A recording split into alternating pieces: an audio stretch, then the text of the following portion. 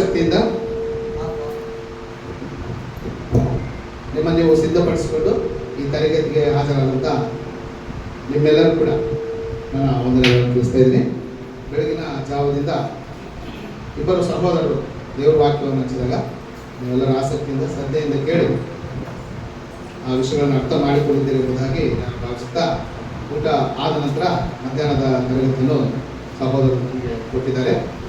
ಊಟ ಆದಮೇಲೆ ವಾಕ್ಯ ಕೇಳೋದ್ರೆ ಒಂದು ರೀತಿ ಪರೀಕ್ಷೆ ಇದ್ದಾಗ, ಆದ್ದರಿಂದ ನಾನು ಯಾವಾಗಲೂ ಊಟಕ್ಕೆ ಮುಂಚೆನೇ ಹೇಳಲಿಕ್ಕೆ ಭಾಳ ಪ್ರಯತ್ನ ಮಾಡ್ತೀನಿ. ಸೊ ಊಟ ಆದಮೇಲೆ ಸ್ವಲ್ಪ ಮಂದರಾಗ್ತೀನಿ. ಸೊ ಊಟ ಆದಮೇಲೆ ನಿದ್ದೆ ಬರೋದು ಸಹಜ. ಆದ್ದರಿಂದ ಯಾರು ನಿದ್ದೆಗೆ ಜಾರದಂತೆ ಅಲರ್ಟ್ ಆಗಿ ಇಟ್ಬಿಟ್ಟು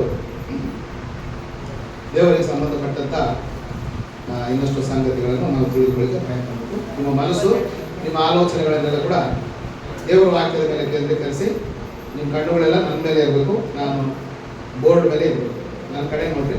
ಓದಿ ಅಂತ ಹೇಳಿದಾಗ ಮಾತ್ರ ಸಹೋದರ ಯಾರಾದರೂ ಮುಂದೆ ಕೂತ್ಕೊಂಡವರು ನನಗೆ ಓದಿ ಕನ್ನಡದಲ್ಲಿ ಸಹಾಯ ಮಾಡಬೇಕು ಎಂಬುದಾಗಿ ನಿಮ್ಮಲ್ಲಿ ನಾನು ಅತ್ತ ಇತ್ತ ನೋಡಬೇಡಿ, ಆ ಕಡೆ ಈ ಕಡೆ ನೋಡಬೇಡಿ, ಪಕ್ಕದಲ್ಲಿರೋರನ್ನ ಮಾತಾಡಿಸ್ಬೇಡಿ. ಸೊ ನೀವು ಎಷ್ಟು ಚೆನ್ನಾಗಿ ಕೇಳಿದ್ರೋ ಅಷ್ಟು ನಿಮಗೆ ದೇವರ ವಾಕ್ಯ ಅರ್ಥ ಆಗುತ್ತೆ.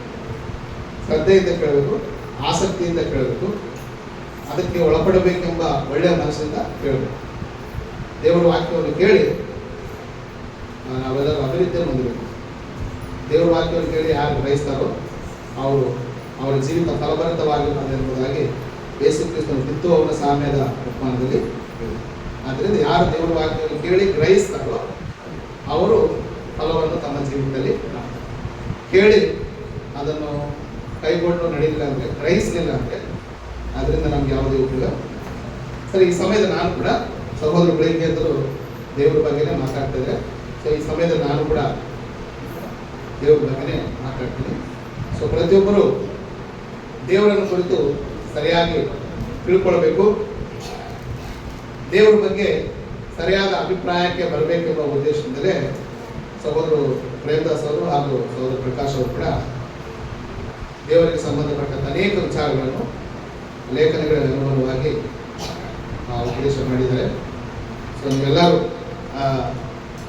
ಸಹೋದರ ಹೇಳಿದಂಥ ವಿಚಾರಗಳಲ್ಲಿ, ವಿಷಯಗಳಲ್ಲಿ ಆನಂದ ಪಟ್ಟಿದ್ದೀರಿ, ಸಂತೋಷ ಪಟ್ಟಿದ್ದೀರಿ ಎಂಬುದಾಗಿ ನಾನು ಭಾವಿಸ್ತೇನೆ. ಸೊ ಈ ತರಗತಿ ಎಲ್ಲ ಕೂಡ ದೇವರ ಬಗ್ಗೆನೇ ಇರುತ್ತೆ. ಸಹೋದರರು ಬೆಳಿಗ್ಗೆನೇ ಹೇಳಿದ್ಮೇಲೆ ನಾನು ಬೇರೆ ಏನೋ ಹೇಳಬೇಕಂತ ಅಂದ್ಕೊಂಡಿದ್ದೆ, ಆದರೆ ಸಹೋದರರು ಹೇಳಿದಂಥ ಮಾತುಗಳ ಮೇಲೆ ನಾನು ಅದ್ರ ಬಗ್ಗೆನೇ ಮಾತಾಡಿದ್ರೆ ಚೆನ್ನಾಗಿರುತ್ತೆ ಅಂತ ನಾನು ಆಲೋಚನೆ ಮಾಡಿ ನಾನು ಈ ವಿಚಾರಗಳನ್ನು ನಿಮಗೆ ಯಾರ್ಯಾರು ಬರ್ಕೊಳ್ಳೋದಿಲ್ಲ ಬರ್ಕೊಳ್ಳಿ, ಕೇಳೋರಾದರೂ ಸುಮ್ಮನೆ ಕೇಳಿ, ಆ ಕಡೆ ಈ ಕಡೆ ದಯವಿಟ್ಟು ಮಾತಾಡಿ. ನೀವು ಕೇಳಿದ್ರೆ ಇನ್ನೊಬ್ಬರನ್ನ ಕೇಳಲಿಕ್ಕೆ ಕೂಡ ಯಾರು ಕೂಡ ಇನ್ನೊಬ್ಬರು ಕೂಡ ಆಟಿ ಕಳಿಸ್ಕೊಳ್ಳಿ. ಮೊಬೈಲ್ಸ್ ಇದ್ದರೆ ಸ್ವಿಚ್ ಆಫ್ ಮಾಡ್ಕೊಳ್ಳಿ, ಇಲ್ಲ ಏರೋಪ್ಲೇನ್ ಮೋಡಲ್ಲಿ ಫ್ಲೈಟ್ ಹತ್ಸ್ಕೊಳ್ಳಿ, ಇಲ್ಲಾಂದ್ರೆ ಸ್ವಿಚ್ ಆಫ್ ಮಾಡ್ಕೊಳ್ಳಿ, ಇಲ್ಲ ಸೈಲೆಂಟ್ ಮೋಡಲ್ಲಿ ಇಟ್ಕೊಳ್ಳಿ. ಫೋನ್ ಬಂದು ಹೊರಗೆ ಮಾಡ್ಕೊಳ್ಳ. ಸರಿ, ಈ ಸಮಯದಲ್ಲಿ ನಾವು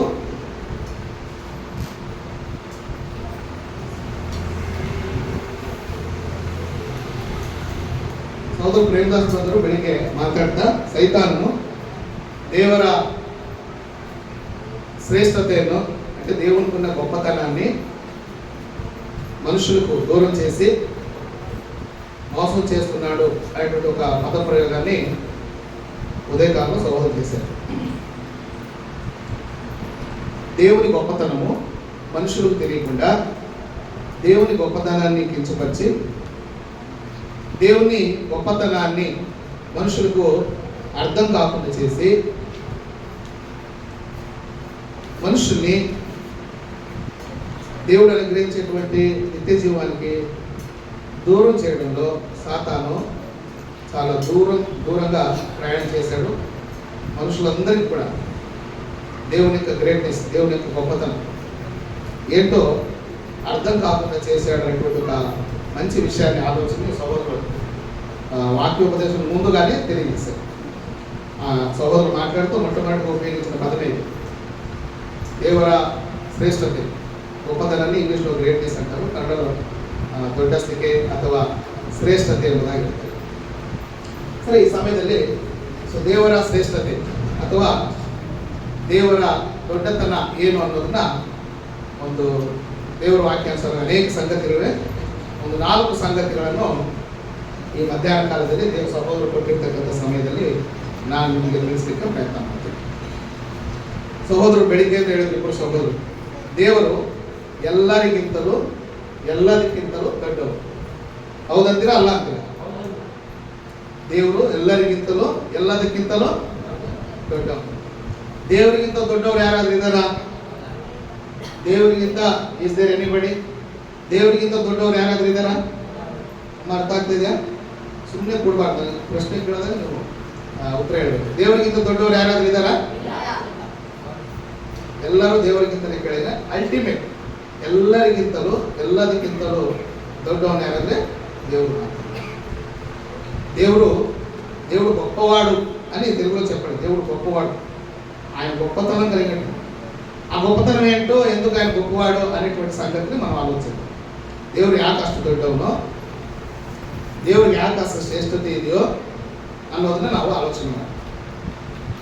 ಈಗ ದೊಡ್ಡಸ್ತಿಗೆ ಅನ್ನೋದು మనుషులు సంపాదನೆ ಮಾಡ್ಕೊಳ್ತಾರೆ. ఈ గొప్పతనాన్ని మనుషులు ఏం చేస్తారు? సంపాదించుకుంటారు. అర్థమవుతుంది నేను చెప్పేది? గొప్పతనం అనేది మనుషులైన మనం ఏం చేయాలంటే సంపాదించుకుంటాం. విద్య ద్వారానో, ಆರ್ಥಿಕ ವನರುಗಳ ద్వారానೋ, ఇంకో మార్గం ద్వారా, ఇంకೋ మార్గం, ಯಾವುದಾದ್ರೂ ಒಂದು ಮಾರ್ಗದ ಮೂಲಕ ಈ ದೊಡ್ಡಸ್ತಿಕೆಯನ್ನು, ಈ ಶ್ರೇಷ್ಠತೆಯನ್ನು ನಾವೇನು ಮಾಡ್ತೀವಿ ಅಂದರೆ ಸಂಪಾದನೆ, అందరిలోనూ గొప్పవారిగా మనం అందరికంటే గొప్పతనాన్ని అనుభవించాలి, అందరికంటే గొప్పవాడిగా మనం లోకంలో జీవించాలి అనే తపన లోకంలో జీవించే ప్రతి మనిషికి ఉంటుంది. ప్రతి మనిషికి ఉంటుంది. ఏం చెప్పాలనుకుంటున్నానంటే, ఈ దೊಡ್ಡಸ್ತಿಕೆ ಅನ್ನೋದನ್ನ ಮನುಷ್ಯರು ಏನು ಮಾಡ್ತಾರೆ?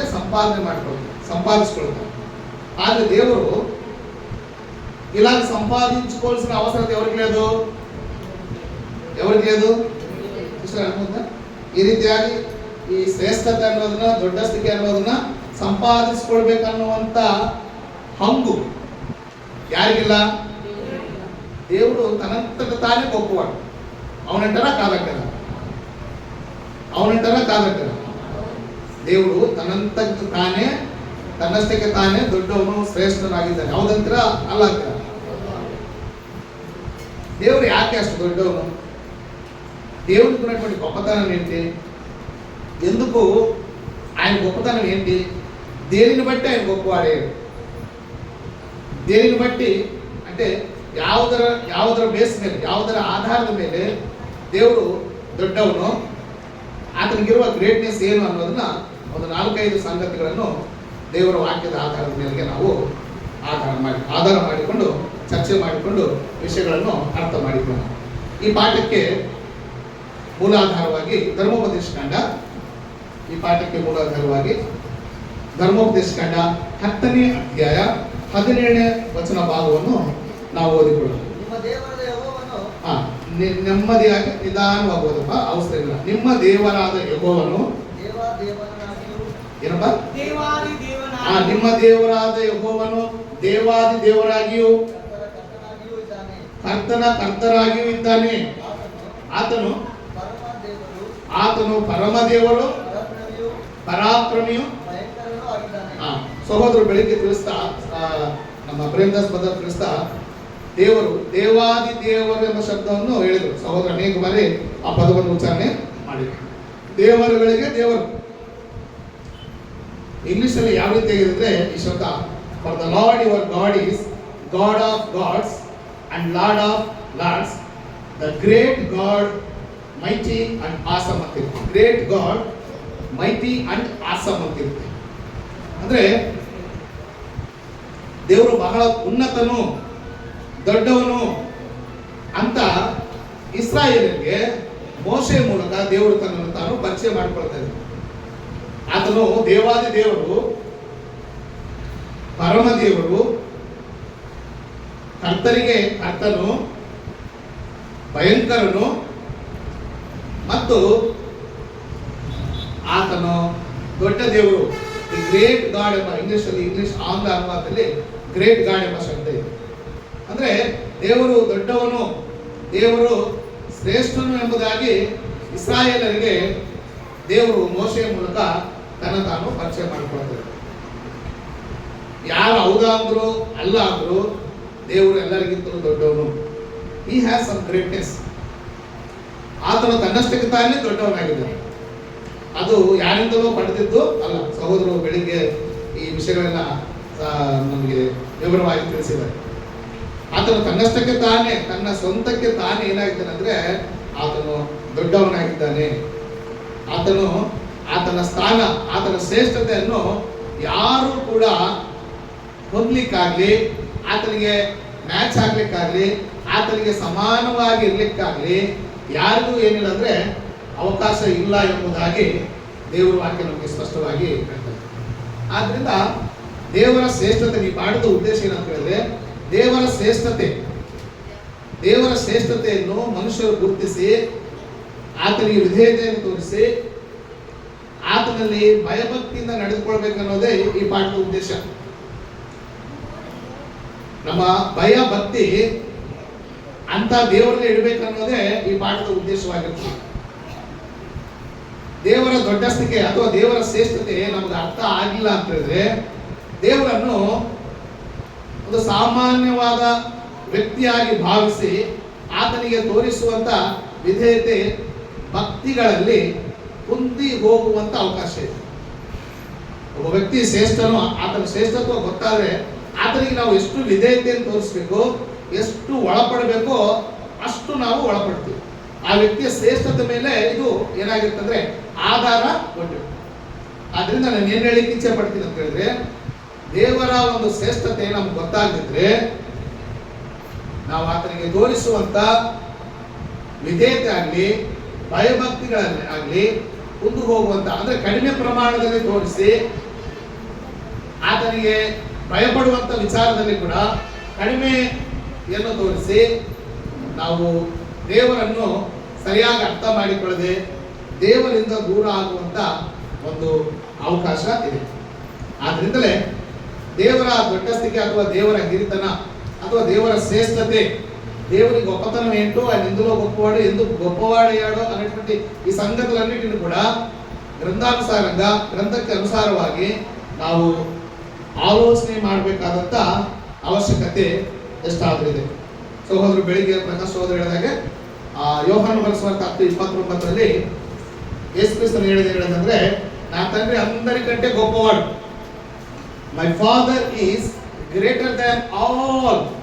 ಮೈ father is greater than all ಎಂಬುದಾಗಿ ಯೋಹಾನನು ಬರೆದ ಸುವಾರ್ತೆ 10ನೇ ಅಧ್ಯಾಯ 29ನೇ ವರ್ಷದಲ್ಲಿ ನಮ್ಮ ಕರ್ತನಾದ ಯೇಸು ಕ್ರಿಸ್ತನು ಮಾತಾಡ್ತಾರೆ. ಎಲ್ಲರಿಗಿಂತಲೂ ಗ್ರೇಟ್. ಯಾಕೆ ಗ್ರೇಟ್ ಅನ್ನೋದನ್ನ ನಾವು ನಂತರ ಆಲೋಚನೆ ಮಾಡೋಣ. ಆನಂತರ ಎಲ್ಲರಿಗಿಂತಲೂ ಅಂತ ಹೇಳಿದಂತ ಕರ್ತನಾದ ಯೇಸು ಕ್ರಿಸ್ತನು ಈಗ ತನ್ನ ವಿಷಯಕ್ಕೆ ಬಂದಾಗ ಅದೇ ಯೋಹಾನನು ಬರೆದ ಸುವಾರ್ತೆ 14ನೇ ಅಧ್ಯಾಯ 28ನೇ ವರ್ಷದಲ್ಲಿ ಮೈ father is greater than I. My father is greater than I. నా తండ్రి నాకంటే గొప్పవాడు.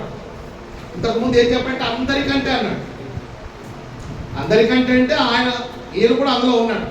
ఇప్పుడు ಪ್ರತ್ಯೇಕವಾಗಿ ತನ್ನ ವಿಷಯವಾಗಿ ಹೇಳುತ್ತಾ ಶಿಷ್ಯರಿಗೆ ಏನ್ ಹೇಳ್ತಂದ್ರೆ, ನನ್ನ ತಂದೆಯು ನನಗಿಂತ ದೊಡ್ಡವನು. ಅರ್ಥ ಆಗುತ್ತಾ? ಯೋಹಾನ ಬರೆಸುವಂತ 14:28ರಲ್ಲಿ నా తండ్రి నాకంటే గొప్పవాడు. My father is greater than I. ನನ್ನ ತಂದೆ ನನಗಿಂತ ದೊಡ್ಡವನು ಎಂಬುದಾಗಿ ಕರ್ತನಾದ ಯೇಸು ಕ್ರಿಸ್ತನು ಖುದ್ದಾಗಿ ತನ್ನ ಬಾಯಿಂದ ಹೇಳ್ತಾ ಇದ್ದಾರೆ. ಈಗ ಮನುಷ್ಯ ನನ್ನಂತವರು, ಪ್ರಕಾಶ್ ಬದರ್ ಅಂತವರು ಅಥವಾ ಪ್ರೇಮದಾಸ್ ಬದರ್ ಅಂತವರು, ಪೀಟರ್ ಬದರ್ ಅಂತವ್ರು ಹೇಳಿದ್ರೆ ನೀವು ನಂಬುವಂತ ಅವಶ್ಯಕತೆ ಇಲ್ಲ. ಈಗ ಯಾರು ಹೇಳ್ತಾ ಇದ್ದಾರೆ? ನಮ್ಮೆಲ್ಲರ ನಂಬಿಕೆಗೆ ಕರ್ತನೂ ಆಗಿರ್ತಕ್ಕಂಥ, ನಮ್ಮಲ್ಲಿ ನಂಬಿಕೆಯನ್ನು ಹುಟ್ಟಿಸ್ತಕ್ಕಂಥ ಕರ್ತನಾದ ಯೇಸು ಕ್ರಿಸ್ತನು ಹೇಳಿದ್ದಾರೆ. ಕರ್ತನಾದ ಯೇಸು ಕ್ರಿಸ್ತನ ಮಾತುಗಳನ್ನು ಎಲ್ಲರೂ ಕಣ್ಣು ಮುಚ್ಚಿಕೊಂಡು ನಂಬೋದು. ಕಾರಣ ಏನಂದ್ರೆ ಆತನು ಸತ್ಯಕ್ಕಾಗಿ ಸಾಕ್ಷಿ ಕೊಡುವುದಕ್ಕಾಗಿ ಆತನು ಹುಟ್ಟಿದ. ಯೋಹಾನ ಬರೆಸುವಾರ್ತೆ 18:35, ಬೈಬಲ್ ಪುಸ್ತಕ 1ನೇ ಅಧ್ಯಾಯ 5-6 ವರ್ಷದಲ್ಲಿ ನಂಬತಕ್ಕ ಸಾಕ್ಷಿ ಅಂತ ಕರ್ತನಾದ ಯೇಸು ಕ್ರಿಸ್ತನನ್ನು ಯೋಹಾನನು ಪರಿಚಯ ಮಾಡ್ತಾರೆ. ಆದ್ರಿಂದ ಕರ್ತನಾದ ಯೇಸು ಕ್ರಿಸ್ತನ ಮಾತುಗಳನ್ನು ನಂಬೋದಾ? ನಾವು ನಂಬೋದಾ? ಹೇಳ್ತಾ ಇಲ್ಲ. ಈಗ ಯೇಸು ಕ್ರಿಸ್ತನ ಹೇಳ್ತಾರೆ, ನನ್ನ ತಂದೆ ನನಗಿಂತ ಚಿಕ್ಕವನ ಅಥವಾ ನನ್ನಂತವನ, ನನಗಿಂತ ದೊಡ್ಡವನ ಹೇಳ್ಬೇಕು. My father is equal to ಮೀನಾ? My father is equal to, ನನಗೆ ಸಮಾನ ಅಂತ ಹೇಳಿದ್ನ?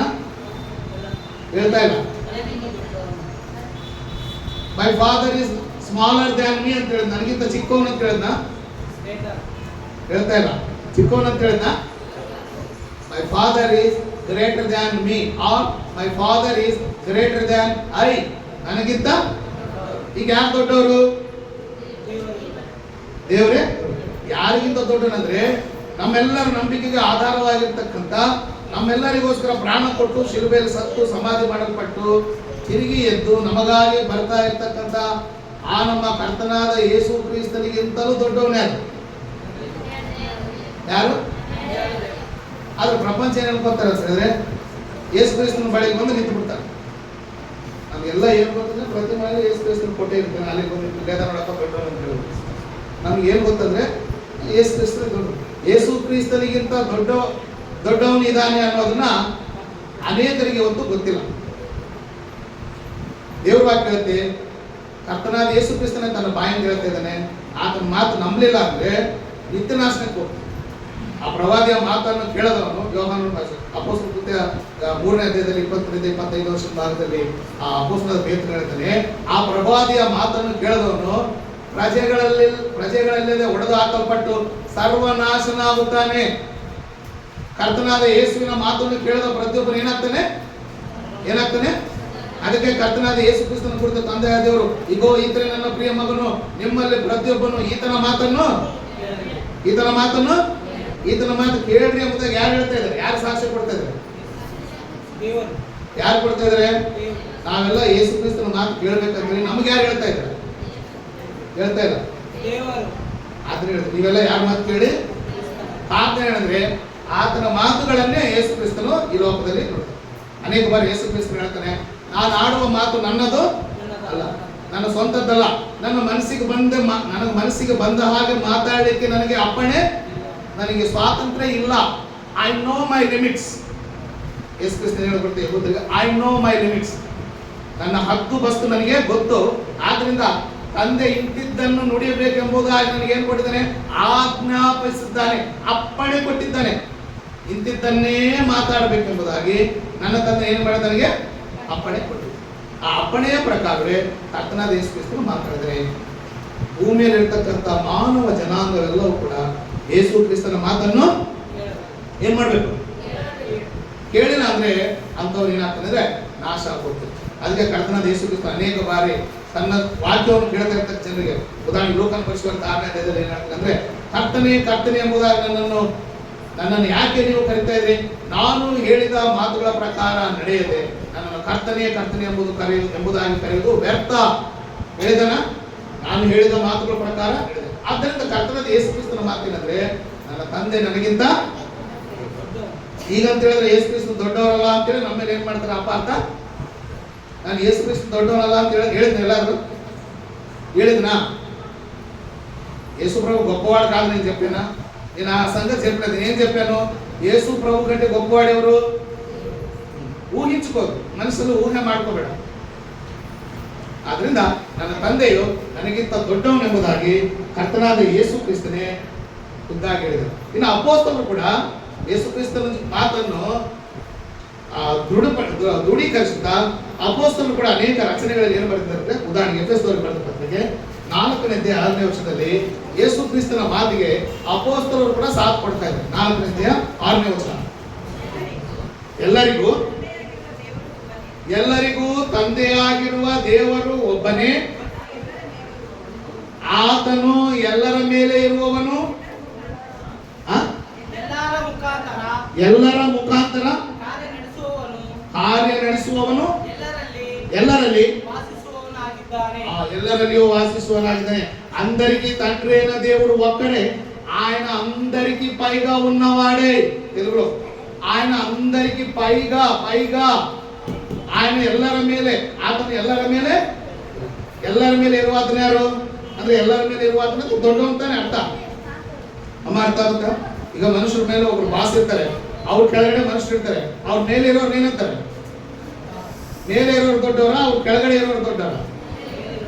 ಯಾರು? ಇಲ್ಲಿ ಅಪೊಸ್ತಲರು ಹೇಳ್ತಾರೆ, ఆయన అందరికీ పైగా ఉన్నవాడే, అందరికీ పైగా ఉన్నవాడు, ಎಲ್ಲರ ಮೇಲೆ ಇರುವಾತನ ಯಾರಂತೆ? ఆతను సర్వశ్రేష్ఠను. ఆయన చాలా గొప్పవాడు. ఆయన ఎంత గొప్పవాడో గ్రంథాన్ని బట్టి మనం అర్థం చేసుకోవాలి. ఆతను ಎಷ್ಟು ಶ್ರೇಷ್ಠನು ಅನ್ನೋದನ್ನ ಕರ್ತನಾದ ಯೇಸುವಿನ ಮಾತುಗಳಲ್ಲಿ ಪುರಾತನ ಕಾಲಗಳಲ್ಲಿ ಇಸ್ರಾಯೇಲರಿಗೆ ಪ್ರವಾದಿಗಳ ಮುಖಾಂತರ ದೇವರು ತನ್ನ ಶ್ರೇಷ್ಠತೆಯನ್ನು ವಿವರಿಸಿದ್ದಾನೆ. ಕೊನೆಗೆ ಕರ್ತನಾದ ಯೇಸು ಕ್ರಿಸ್ತ ಈ ಲೋಕಕ್ಕೆ ಬಂದಾಗ ಆತನ ಮಾತುಗಳಲ್ಲಿ ಕೂಡ ದೇವರ ಶ್ರೇಷ್ಠತೆಯನ್ನು ಕುರಿತು ಯೇಸು ಕ್ರಿಸ್ತ ಹೇಳಿದ್ದಾನೆ. ಯೇಸು ಕ್ರಿಸ್ತನು ಈ ಭೂನಿವಾಸ ಕಾಲವನ್ನು ಮುಗಿಸಿ ಪರಲೋಕಕ್ಕೆ ಆರೋಹಣವಾದ ನಂತರ ಆತನ ಅಪೊಸ್ತಲರು ಕೂಡ ದೇವರ ಶ್ರೇಷ್ಠತೆಯನ್ನು ಕುರಿತು ಏನು ಮಾಡಿದ್ದಾರೆ ಅಂದ್ರೆ ಎಲ್ಲಾ ಕಾಲದಲ್ಲಿರ್ತಕ್ಕಂಥ ಜನರು ಯಾರ ದೊಡ್ಡಸ್ತಿಕೆಯನ್ನು ಅಥವಾ ಯಾರ ಶ್ರೇಷ್ಠತೆಯನ್ನು ಕುರಿತು ಹೇಳಿದ್ದಾರೆ ಅಂದ್ರೆ ದೇವರ ಶ್ರೇಷ್ಠತೆಯನ್ನು ಕುರಿತು ಅವರು ಹೇಳಿದ್ದಾರೆ. అందరు చెప్పిన మాట ఏంటంటే దేవుడు గొప్పవాడు, అందరికంటే గొప్పవాడు.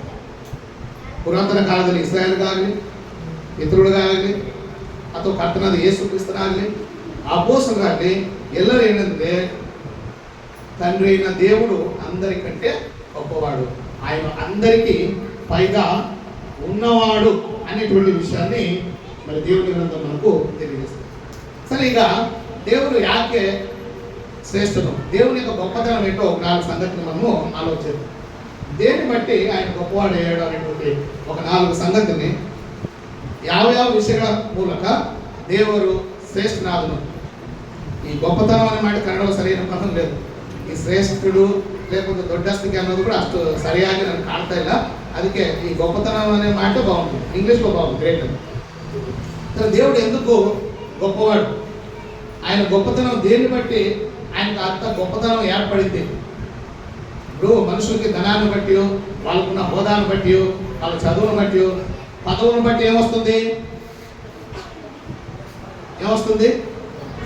చదువైనా ఉండాలి, మంచి ఆర్థిక వనరైనా ఉండాలి, పదవులైనా ఉండాలి. ఏదో ఒకటి ఉంటేనే మనిషి ఏమవుతాడు? ಏನೋ ಒಂದಿದ್ರೆ ಮನುಷ್ಯ ಏನಾಗ್ತಾನೆ? ದೊಡ್ಡವನಾಗ್ತಾನೆ. ఇప్పుడు దేన్ని బట్టి దేవుడు గొప్పవాడో మీరు చెప్పాలి. దేన్ని బట్టి దేవుడు గొప్పవాడే? ఇప్పుడు నేను గొప్పవాడా అంటే అవును గొప్పవాడే. దేంట్లో అంటే ఏదో ఒకటి చెప్తాము, పలానా సింగింగ్లోనో నేను బాగా పాట పడుతున్నా, అందులో నేను గొప్పవాడిని.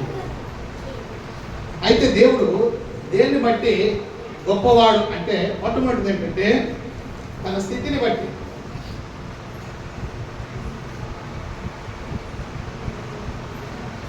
అండ్ స్టేటస్,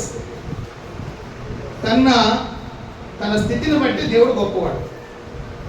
అర్థమవుతుందా మీకు?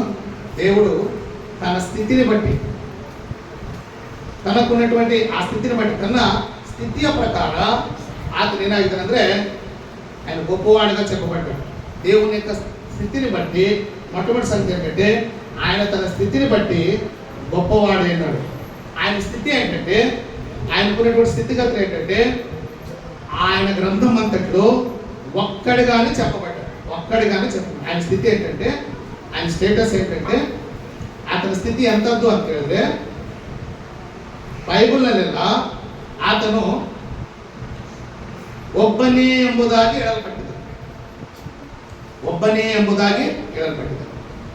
ಅಂದ್ರೆ అనేకులు లేరు ఆయనతో సమానమైన వాళ్ళు కానీ, ఆతనికి సరి సమాನರಾದವರಾಗಲಿ, ಆತನಿಗೆ ಹತ್ತಿರವಾಗಿ ಬರುವವರಾಗಲಿ.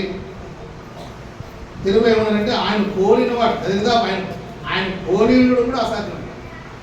కన్నడలో అన్నిటికీ సరి సమానం అన్నారు, కానీ తెలుగులో వివరంగా ఉంటుంది. తెలుగు బైబిల్లో వివరంగా ఉంటుంది. యెహోవా నిన్ను కనీసం ఆయనతో పోల్చుకోవడానికి కూడా ఎవరికి ఏం లేదు అవకాశము. కాబట్టి దేవుడు తన స్థితిని బట్టి గొప్పవాడే ఉన్నాడు. ఆయన స్థితి ఏంటంటే ఆయన ఒక్కడిగానే చెప్పబడ్డాడు. అంటే ಅನೇಕರು ಅಲ್ಲದೆ, ಅನೇಕ ದೇವರುಗಳು ಅಂತ ಅಲ್ಲದೆ ಒಬ್ಬನೇ ದೇವರು అంటే ఒక్కడిగానే చెప్పబడ్డాడు. ಒಬ್ಬನೇ ಎಂಬುದಾಗಿ ಹೇಳಲ್ಪಟ್ಟಂತ ఈ స్థితి ఆయన గొప్పతనాన్ని రుజువు చేస్తుంది. ఇప్పుడు ಒಂದು ಊರಲ್ಲಿ ಒಬ್ಬ ಕೋಟೀಶ್ವರನಾದ ಐಶ್ವರ್ಯವಂತನಿದ್ದಾನೆ ಅನ್ಕೊಳ್ಳಿ, ಒಬ್ಬನೇ ಇದ್ದಾನೆ ಅನ್ಕೊಳ್ಳಿ. ಬಹಳ ಜನ ದುಡ್ಡಿರೋರು ಇರ್ತಾರೆ, ಅಂದ್ರೆ ಬಹಳ ದುಡ್ಡು, ಎಲ್ಲರಿಗಿಂತಲೂ ದುಡ್ಡು ಒಬ್ಬ ವ್ಯಕ್ತಿ ಹತ್ರ ಜಾಸ್ತಿ ಇದೆ ಅನ್ಕೊಂಡ್ರಿ. ಈ ಕುಡಿತಲ್ಲಿ ಯಾರಾದರೂ ಹತ್ರ ಎಲ್ಲರಿಗಿಂತಲೂ ದುಡ್ಡು ಜಾಸ್ತಿ ಇದೆ ಅನ್ಕೊಂಡ್ರಿ, ಅವಾಗ ಆ ವ್ಯಕ್ತಿನ ಹೆಂಗ್ ನೋಡ್ತೀರಿ ನೀವು? ಅಲ್ಲ, ನಿಮ್ಮ ಹತ್ರ ಕೂಡ ಇದೆ ದುಡ್ಡು, ಅವ್ರ ಹತ್ರನೂ ಇದೆ. ಎಲ್ಲರಿಗಿಂತಲೂ ಒಬ್ಬ ವ್ಯಕ್ತಿ ಹತ್ರ ಈ ಕುಡಿತಲ್ಲಿ ದುಡ್ಡು ಜಾಸ್ತಿ ಇದೆ, ಐಶ್ವರ್ಯವಂತರು ಬ್ರದರ್. ಆಗ ಆ ವ್ಯಕ್ತಿನ ಹೆಂಗ್ ನೋಡ್ತಾರೆ ಜನರು? ನಮ್ಮ ಊರಿಗೆ ಇದ್ದ ಒಬ್ಬನಪ್ಪ ಅಂತ ಒಬ್ಬನೇ ಎಂಬುದಾಗಿ ಹೇಳ್ತಿರ್ತಾನೆ, ಒಬ್ಬನೇ ಎಂಬುದಾಗಿ ಹೇಳ್ತಿರ್ತಾನೆ. ಬೇರೆಯವ್ರ ಹತ್ರ ದುಡ್ಡಿದೆ, ಅವ್ರ ಹತ್ರ ಅವರೇನು ಭಿಕ್ಷುಕರ ಅಂತ ಹೇಳ್ತಾ ಇಲ್ಲ. ಅಪಾರ್ಥ ಮಾಡ್ಕೋಬಾರ್ದು. ಅವ್ರೊಬ್ಬರೇ ಹಬ್ಬ ಎಷ್ಟು ಅಂದ್ರೆ ನಾನು ಬೆಗ್ಗರ ಅನ್ಕೋಬಾರ್ದು. ಹೌದಾನೆ? ಸೊ ಆ ವ್ಯಕ್ತಿ ಏನಂತಂದ್ರೆ ಒಬ್ಬನೇ ಎಂಬುದಾಗಿ ಹೇಳ್ತಾನೆ. ಸೊ ಅದೇ ರೀತಿಯಲ್ಲಿ ದೇವರು ದೈವತ್ವದ ವಿಷಯದಲ್ಲಿ ದೇವರು ಎಂಬ ಶಬ್ದ ಬಂದಾಗ ಚೆನ್ನಾಗಿ ಹೇಳಬೇಕು. ದೇವರು ಎಂಬ ಪದ ಪ್ರಯೋಗ ಮಾಡಿದಾಗ ಈತನು ಒಬ್ಬನೇ ಎಂಬುದಾಗಿ ಹೇಳಲ್ಪಟ್ಟಿದೆ. ಅದು ಆತನಿಗಿರ್ತಕ್ಕಂಥ ಸ್ಥಿತಿ. దేవుడు తెలుగులో ఏమంటారంటే దేవుడు తన స్థితిని బట్టి గొప్పవాడే, తన స్థితిని బట్టి గొప్ప. ఎందుకంటే ఆయనతో పాటు అనేకులు లేరు, ఆయనతో పాటు ಆತನೊಂದಿಗೆ ಅನೇಕರು ಇಲ್ಲ. ಆತನ ಯಾವಾಗಲೂ ಒಬ್ಬನಾಗಿ ದೇವರ ಗ್ರಂಥದಲ್ಲಿ ನಮಗೆ ಪರಿಚಯ ಮಾಡಲ್ಪಟ್ಟ. ಇದಕ್ಕೆ ಅನೇಕ ವಚನಗಳನ್ನು ಸಹೋದರರು ಬೆಳಿಗ್ಗೆ ಹೇಳಿದ್ದಾರೆ. ನಾನು ಒಂದೆರಡು ವಚನ ನಿಮಗೆ ಕೊಡ್ತೀನಿ, ಒಂದ್ಸಲ ಓದಿಕೊಳ್ಳಿ. ಈಗ ನಾವು ಓದಿದಂಥ ಧರ್ಮೋಪದೇಶ ಕಾಂಡ 6ನೇ ಅಧ್ಯಾಯ 4ನೇ ವಚನದಲ್ಲಿ ಕೂಡ ಸಹೋದರರು ಬೆಳಿಗ್ಗೆ ಓದಿದ್ದಾರೆ. ಒಂದು ಬಾರಿ ಓದೋಣ. 6ನೇ ಅಧ್ಯಾಯ 4ನೇ ವಚನ. ಇಸ್ರಾಯೇಲರೇ ಕೇಳಿರಿ, ನಮ್ಮ ದೇವರಾದ ಯೆಹೋವನು ಒಬ್ಬನೇ ದೇವರು. ನಮ್ಮ ದೇವರಾದ ಯೆಹೋವನು ಒಬ್ಬನೇನ ಅನೇಕರ? ಎಲ್ಲರೂ ಹೇಳ್ಬೇಕು, ನಮ್ಮ ದೇವರಾದ ಯೆಹೋವನು ಒಬ್ಬನೇನ ಅನೇಕರ? ಆದ್ರೆ ಅನೇಕ ಜನರು ಇವತ್ತು ಸುಳ್ಳು ಬೋಧಕರು ಏನ್ ಮಾಡ್ತಾ ಇದ್ದಾರೆ ಅಂದ್ರೆ, ಯೆಹೋವ ಅನ್ನೋಂಥ ಜನರು 3 ಜನರು ಇದ್ದಾರೆ. ಎಷ್ಟು ಜನ? 3 ಜನರು ಇದ್ದಾರೆ. ಯೆಹೋವನು, ನಿಮ್ಮ ದೇವರಾದ ಯೆಹೋವನು ಎಷ್ಟು ಜನ? ಯೆಹೋವನು ಎಂಬ ಹೆಸರು ಅದು ಟೈಟಲ್ ಅಲ್ಲ. ಫರೋ ಐಗುಪ್ತ ದೇಶದ ಅರಸರಿಗೆಲ್ಲ ಫರೋ ಎಂಬ ಟೈಟಲ್. ಯೆಹೋವ ಅನ್ನೋದು ಟೈಟಲ್ ಅಲ್ಲ. ಯೆಹೋವನು ಎಂಬ ಹೆಸರು ತಂದೆಗೆ ಮಾತ್ರನೇ, ಆತನು ಒಬ್ಬನೇ. ಕರ್ತನಾದ ಯೇಸು ಕ್ರಿಸ್ತನಿಗೆ ಯೆಹೋವನ ಎಂಬುದಾಗಿ ಹೆಸರಿಲ್ಲ. ಪವಿತ್ರಾತ್ಮನಿಗೆ ಯೆಹೋವನ ಎಂಬ ಹೆಸರಿಲ್ಲ. ದೇವದೂತರಲ್ಲಿ ಯಾರಿಗೂ ಆ ಹೆಸರು ಇಲ್ಲ. ನಾನು ವಿವರಣೆಯೊಂದಿಗೆ ಎಲ್ಲವನ್ನೂ ವಿವರಣೆ ಮಾಡಲಿಕ್ಕೆ ನಾನು ವಚನಗಳನ್ನು ತೋರಿಸಿ ಸಮಯ ಇಲ್ಲ. ಆದ್ರಿಂದ ನಿಮ್ಮ ದೇವರಾದ ಯೆಹೋವನು ಒಬ್ಬನೇ. ಕೆಲವು అయితే అద్వితీయుడు అనుంటుంది. అద్వితీయుడు ఇంగ్లీష్లో, ఆంగ్లంలో ఎలా ఉంటుంది? One and only. One and only ಅಂದ್ರೆ ಏನ್ ಸಿಸ್ಟರ್? ಒನ್ ಅಂಡ್ ಓನ್ಲಿ ಅಂದ್ರೆ, ಒನ್ ಅಂಡ್ ಓನ್ಲಿ ಅಂದ್ರೆ ಎರಡನೇದಕ್ಕೆ ಅವಕಾಶನೇ వన్ అండ్ ఓన్లీ. ఇంగ్లీష్ తర్జుమాలో చాలా బాగా చక్కగా ఉంటుంది. వన్ అని వదలకుండా వన్ అండ్ ఓన్లీ, ಏಕೈಕ. There is no second thought. ಆದ್ರಿಂದ ನಿಮ್ಮ ದೇವರಾದ ಯೆಹೋವನು ಒಬ್ಬನೇ ಎಂಬುದಾಗಿ ದೇವರ ವಾಕ್ಯದಲ್ಲಿ ಹೇಳಲ್ಪಟ್ಟಿದೆ. ಕೀರ್ತನೆಗಳ ಭಾಗ 76:8. ಕೀರ್ತನೆಗಳ ಭಾಗ 76:8. ಸಾರಿ 86:8. 86:8. ಕರ್ತನೆ ದೇವರುಗಳಲ್ಲಿ, ನೋಡ್ರಿ, ದೇವರುಗಳಲ್ಲಿ ನಿಮಗೆ, ಇದು ವಿಗ್ರಹಗಳಿಗೂ ಅನ್ವಯವಾಗುತ್ತೆ. ದೈವತ್ವವನ್ನು ಹೊಂದಿರತಕ್ಕಂಥ ಇನ್ನಿಬ್ಬ ವ್ಯಕ್ತಿಗಳಿಗೂ ಕೂಡ ಏನಾಗುತ್ತೆ ಅಂದ್ರೆ ಅನ್ವಯ ಆಗುತ್ತೆ. ನಿನಗೆ ಸಮಾನರಾದವರು ಯಾರಾದ್ರೂ ಇದ್ದಾರ? ಸಮಾನರಾದ್ರೆ ಅರ್ಥ ಏನು? ಈಕ್ವಲ್. ಸಮಾನರು ಯಾರು ಇಲ್ಲ.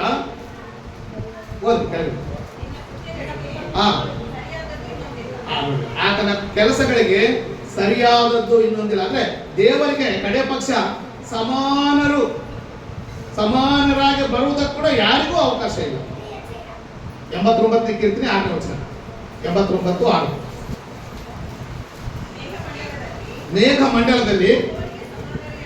ಮೇಘಮಂಡಲದಲ್ಲಿ ಅಂದ್ರೆ ಪರಲೋಕದಲ್ಲಿ, ಮೇಘಮಂಡಲದಲ್ಲಿ ಯೆಹೋವನಿಗೆ ಸಮಾನನು. ಯೆಹೋವನಂದ್ರೆ ಯಾರು? ಯೆಹೋವನಂದ್ರೆ ಯಾರು? ಯೆಹೋವನಂದ್ರೆ ತಂದೆನ? ಯೆಹೋವನಂದ್ರೆ ಯೇಸು ಕ್ರಿಸ್ತನ? ಯೆಹೋವನಂದ್ರೆ ಪವಿತ್ರಾತ್ಮನ? ಹೇಳ್ತಾ ಇಲ್ಲ. ಇದರ ಯಾರು ಮೊದಲು? ಯೆಹೋವನಂದ್ರೆ ತಂದೆ ಆದ ದೇವರು. ಮತ್ತೆ ನೀವು ಆಲೋಚನೆ ಮಾಡೋ ಅವಶ್ಯಕತೆನೇ ಇಲ್ಲ. ಆಲೋಚನೆಯಲ್ಲಿ ಬಿದ್ದಿರಂದ್ರೆ ನೀವು ಸಮಸ್ಯೆಯಲ್ಲಿ ಇದ್ದಂಗೆ ಅರ್ಥ. ಯೆಹೋವ, ಮೇಘಮಂಡಲದ ಯೆಹೋವನಿಗೆ ನಿನಗೆ ಸಮಾನರು. దేవుడు తన స్థితిని బట్టి, వన్ అండ్ ఓన్లీ, తన స్థితిని బట్టి ఆయన గొప్ప. ఆయన సమానమైన వాడు కనీసం లేడు. ఆయన సమానం కాదుగా, ఆయన పోలిన వాడు కూడా ఎవరు లేరు, కనీసం ఆయనతో పోల్చుకోవడానికి కూడా ఎవరికి అవకాశం లేదు అని దేవుని గ్రంథం మనకు సెలవిస్తూ ఉంటుంది. ఇంకా వచ్చలోనే 2వ రాజుల గ్రంథము తర్వాత రాసుకోండి. 2వ అరసల పుస్తక 19ನೇ ಅಧ್ಯಾಯ 15ನೇ ವಚನ 19ನೇ ವಚನ. ನೆಹೆಮೀಯನ ಪುಸ್ತಕ 9ನೇ ಅಧ್ಯಾಯ 6ನೇ ವಚನ. ಕೀರ್ತನೆಗಳು 71:19. ಈ ಭಾಗಗಳೆಲ್ಲ ಹಳೆ ಒಡಂಬಡಿಕೆಯಲ್ಲಿ ನಿನಗೆ ಸಮಾನರಾದವರು, ನಿನಗೆ ಹೋಲಿಕೆ ಆದವರು ಯಾರಿಲ್ಲ, ನಿಮ್ಮ ದೇವರಾದ ಯೆಹೋವನು ಒಬ್ಬನೇ ಎಂಬುದಾಗಿ ಹೇಳಲ್ಪಟ್ಟಂತ ಅನೇಕ ವಚನಗಳು ಹಳೆ ಒಡಂಬಡಿಕೆಯಲ್ಲಿ ನಮಗೆ ಕಾಣಿಸುತ್ತೆ. ಇನ್ನು ಹೊಸ ಒಡಂಬಡಿಕೆಯಲ್ಲಿ ಕೂಡ ನಾವು ನೋಡಿದಾಗ ಅನೇಕ ಬಾರಿ ನಾವು ಈ ವಚನವನ್ನು ಓದ್ಕೊಂಡಿರ್ತೀವಿ. ಮತ್ತೊಂದು ಬಾರಿ ನಾವು ನೋಡಿಕೊಂಡಾಗ ಕೊರಿಂಥದವರು ಬರೆದ ಮೊದಲನೇ ಪತ್ರಿಕೆ 8ನೇ ಅಧ್ಯಾಯ 6ನೇ ವಚನ ನೋಡಿ. ಕೊರಿಂಥದವರು ಬರೆದ ಮೊದಲನೇ ಪತ್ರಿಕೆ 8ನೇ ಅಧ್ಯಾಯ 6ನೇ ವಚನ. ನಮಗಾದರೂ ಒಬ್ಬನೇ ದೇವರಿದ್ದಾನೆ. ಮೇಲಿಂದ ಓದಪ್ಪ, ನಮಗಾದರೂ ಮೇಲಿಂದ ಓದು, ಇನ್ನ ಸ್ವಲ್ಪ ಮೇಲೆ. ಅನೇಕರನ್ನು ದೇವರುಗಳೆಂದು ಕರ್ತರೆಂದು ಕರೆಯುವುದುಂಟು, ಪೂಜಿಸುವುದುಂಟು. ನಿಜವೇ, ಆಕಾಶದಲ್ಲಾಗಲಿ, ಲೋಕದಲ್ಲಿ ಅದಿರೋದು ಫ್ಯಾಕ್ಟ್ ಎಂಬುದಾಗಿ ಕೊರಿಂಥ ಪತ್ರಿಕೆಯಲ್ಲಿ ಪೌಲನು ಹೇಳ್ತಾರೆ. Yes okay. ಆಕಾಶದಲ್ಲಾಗಲಿ, ಆದರೆ ಆಕಾಶದಲ್ಲಾಗಲಿ, ಭೂಮಿಯ ಮೇಲಾಗಲಿ ದೇವರುಗಳೆನಿಸಿಕೊಳ್ಳುವವರು ಇದ್ದಾರೆ. ಇದಾರೆ ಇಲ್ವಾ? ಇದರ ಸೋ ಕಾಲ್ಡ್ ಗಾಡ್ಸ್ ಆಕಾಶದಲ್ಲಾಗಲಿ ಭೂಮಿಯಲ್ಲಾಗಲಿ ಅವರೆಲ್ಲ ಕರೆಸ್ಕೊಳ್ತಾರೆ. ತಮ್ಮಷ್ಟಕ್ಕೆ ತಾವು ಇರುವವರು ಅಲ್ಲ, ಕರೆಸಿಕೊಳ್ಳುವವರು ಇದ್ದಾರೆ. ಎಸ್, ವೆರಿ ಗುಡ್, ಇದು ಕರೆಕ್ಟ್. ನೆಕ್ಸ್ಟ್, ನಮಗಾದರೂ ನಮಗಾದರೂ ಎಷ್ಟು ಜನ ದೇವರು? ನಮಗಾದರೂ ಎಷ್ಟು ಜನ ದೇವರು? ಒಬ್ಬನೇ. ಇದೇನ ಇಲ್ಲ ಅಂತ ಹೇಳಿದ್ರೆ ಬಹಳ ಸಮಸ್ಯೆ ಆಗ್ಬಿಡ್ತದೆ. ಒಬ್ಬನೇ ದೇವರಿಂದ ಅಂತ ಹೇಳಿ ಕೈ ಬಿಟ್ಬಿಟ್ಟಿದ್ರೆ ಪ್ರಾಬ್ಲಮ್ ಇನ್ನೂ ಸ್ವಲ್ಪ ಏನಾಗ್ತಾ ಇತ್ತು, ಜಾಸ್ತಿ ಆಯ್ತು. ಅದನ್ನ ಏನ್ ಮಾಡ್ತಿದ್ರೆ ಆ ಒಬ್ಬನೇ ಯಾರಂದ್ರೆ ಆತನು ತಂದೆ ಎಂಬ ಆತನೇ. ತಂದೆ ಅಂದ್ರೆ ಯಾರು? ಯೆಹೋವ, ಆತನೇ ದೇವರು. ಆದ್ದರಿಂದ దేవుడు తన స్థితిని బట్టి తను ఉన్నటువంటి స్థితిని బట్టి, స్థితి అంటే ఆయన ఒక్కడు, వన్ అండ్ ఓన్లీ ఆయన ఒక్కడిగానే ఉంటాడు. అనేకులు ఆయనతో లేరు. అనేకులు కలిసి ఆయన ఒకడు కాదు, అనేಕರು ಸೇರಿಕೊಂಡು ಒಬ್ಬರಲ್ಲ. ಆತನಿಗೆ ಸಮಾನರಾದವರಾಗಲಿ, ಆತನಿಗೆ ಕನೀಸ ಕಡೆ ಪಕ್ಷ ಹೋಲಿಕೆ ಮಾಡಿಕೊಳ್ಳೋದಾಗಲಿ ಸಾಧ್ಯವೇ? ಆದ್ದರಿಂದ ದೇವರು ತನ್ನ ಸ್ಥಿತಿಗತ್ಯ ಅಂದ್ರೆ ದೇವರು ತನ್ನ ಗುಣటువంటి ಸ್ಥಿತಿని ಬట్టి గొప్పవాడే. ಹೊಸ ಒಡಂಬಡಿಕೆಯಲ್ಲಿ ಈ ದೇವರ ಒಬ್ಬನೇ ಅನ್ನೋದಕ್ಕೆ ಅನೇಕ ವಚನ ಭಾಗಗಳಿವೆ. ಯಾಕೋಬನ ಬರೆದ ಪತ್ರಿಕೆ 2ನೇ ಅಧ್ಯಾಯ 19ನೇ ವಚನ, ಎಫೆಸದವರಿಗೆ ಬರೆದ ಪತ್ರಿಕೆ 4ನೇ ಅಧ್ಯಾಯ 6ನೇ ವಚನ, ರೋಮ ಪತ್ರಿಕೆ 3ನೇ ಅಧ್ಯಾಯ, ಎಲ್ಲ ವಚನ ನಮ್ಗೆ ಗೊತ್ತಿವೆ. ನಾನು ವಿಸ್ತಾರವಾಗಿ ಮಾಡಲಿಕ್ಕೆ. ಆದ್ದರಿಂದ దేవుడు ఎందుకు గొప్పవాడంటే తన స్థితిని బట్టి ఆయన గొప్పవాడు. ఆయన ఒక్కడే, అందరికీ ఆయన దేవుడు ఒక్కడే, ఆయన ఒక్కడిగానే చెప్పబడ్డాడు.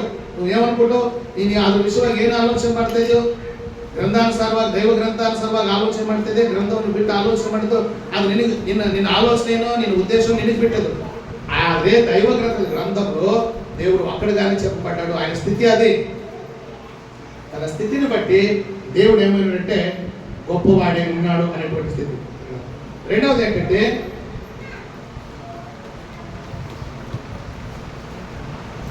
తన నివాసాన్ని బట్టి ఆయన గొప్పవాడే ఉన్నాడు. దేవుని ನಿವಾಸಾన్ని ಬಟ್ಟಿ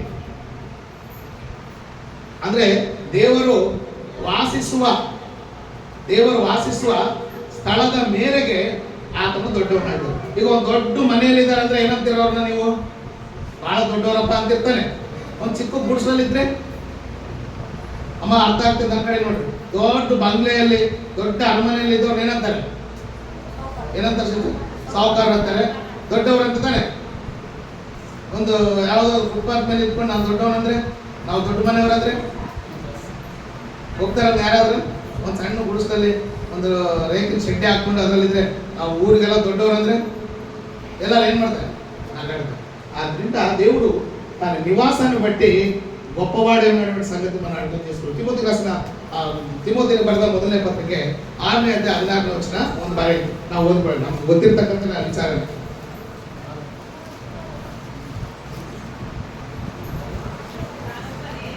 ತಾನೊಬ್ಬನೇ ದೇವರು, ತಾನೊಬ್ಬನೇ ಅಮರತ್ವವುಳ್ಳವನು, ಅಗಮ್ಯವಾದ ಬೆಳಕಿನಲ್ಲಿ ವಾಸ ಮಾಡುವವನಾಗಿದ್ದಾನೆ. ಮನುಷ್ಯರಲ್ಲಿ ನೋಡ್ರಿ, ಅಗಮ್ಯವಾದ ಬೆಳಕಿನಲ್ಲಿ ವಾಸ ಮಾಡುವವನು ಆಗಿದ್ದಾನೆ. ತಾನು ಒಬ್ಬನೇನಾ? ಅದ್ರ ಜೊತೆಗೆ ಇನ್ಯಾರಾದ್ರೂ ಇದ್ದಾರ? ಏನ್ ಬ್ರದರ್ ಹೇಳ್ಬೋದು? ಒಬ್ಬರೇನಾ? ಅದ್ರ ಜೊತೆಗೆ ಯಾರಾದ್ರೂ ಇದಾರೆ? ನೀವೇ ಓದಿ, ಅಗಮ್ಯವಾದ ಬೆಳಕಿನಲ್ಲಿ ಫಸ್ಟ್ ಓದಿ ಬ್ರದರ್. ತಾನೊಬ್ಬನೇ ಕರ್ತರ ಕರ್ತನು. ತಾನೊಬ್ಬನೇ, ಆ ಮಾತು ನಿಧಾನ ಸ್ಟ್ರೆಸ್ ಮಾಡಿ ಹೋಗ್ಬೇಕು. ತಾನೊಬ್ಬನೇ, ಒಬ್ಬನೇ ಅಂದ್ರೆ ಒಬ್ಬನೇ, ತಾನೊಬ್ಬನೇ ಅಂದ್ರೆ ಬ್ರದರ್ ಅವನನ್ನು ನೋಡಿ. ಅಂದ್ರೆ ತಾನೊಬ್ಬನೇ ಅಂದ್ರೆ ಇಂಗ್ಲಿಷ್ನಾಗ ಹೇಳ್ಬೇಡ, ಎಲ್ಲ ಒಂದೇ. ತಾನೊಬ್ಬನೇ ಅಂದ್ರೆ ವಿವರಣವಾಗಿ ಹೇಳ್ರಿ. ತಾನೊಬ್ಬನೇ ಅಂದ್ರೆ ಜೊತೆಗೆ ಯಾರು ಇಲ್ಲ. Nobody mates. Nobody is there. ಯಾರಿಲ್ಲ. ಬೇರೆ ಯಾರಿಲ್ಲ ಆತನ ಜೊತೆಗಿದೆ. మరి ఒంటరివాడ ఒకడే కూర్చున్నాడా ఇవన్నీ ఆలోచన చేయొద్దు. మీరు అర్థం ఏం చెప్తుందో అంతవరకు ఆలోచన చేయదు. తాను ఒక్కడే, తానొಬ್ಬನೇ. అతని జೊತೆಗೆ ಇನ್ನ 3 ಜನ ಇಲ್ಲ, ಇಬ್ಬರಿಲ್ಲ, ಮೂವರಿಲ್ಲ. There is no place for others. ತಾನೊಬ್ಬನೇ ಏನಂತ ಬದ? ಅಮರತ್ವವುಳ್ಳವನು. ತಾನೊಬ್ಬನೇ ಅಮರತ್ವವುಳ್ಳವನು, ಸಾವಿಲ್ಲದವನು, ಅಮರತ್ವವುಳ್ಳವನು, ಅಗಮ್ಯವಾದ ಬೆಳಕಿನಲ್ಲಿ ವಾಸ ಮಾಡುವವನು ಆಗಿದ್ದಾನೆ. ಎಂತ ಬೆಳಕಿನಲ್ಲಿ? ಅಗಮ್ಯವಾದ ಬೆಳಕಿನಲ್ಲಿ ತಾನೊಬ್ಬನೇ ಇದ್ದಾನಂತೆ. ಆತನ ನಿವಾಸ, ಆತನ ವಾಸಸ್ಥಳ ಎಂತದ್ದು ನೋಡಿ.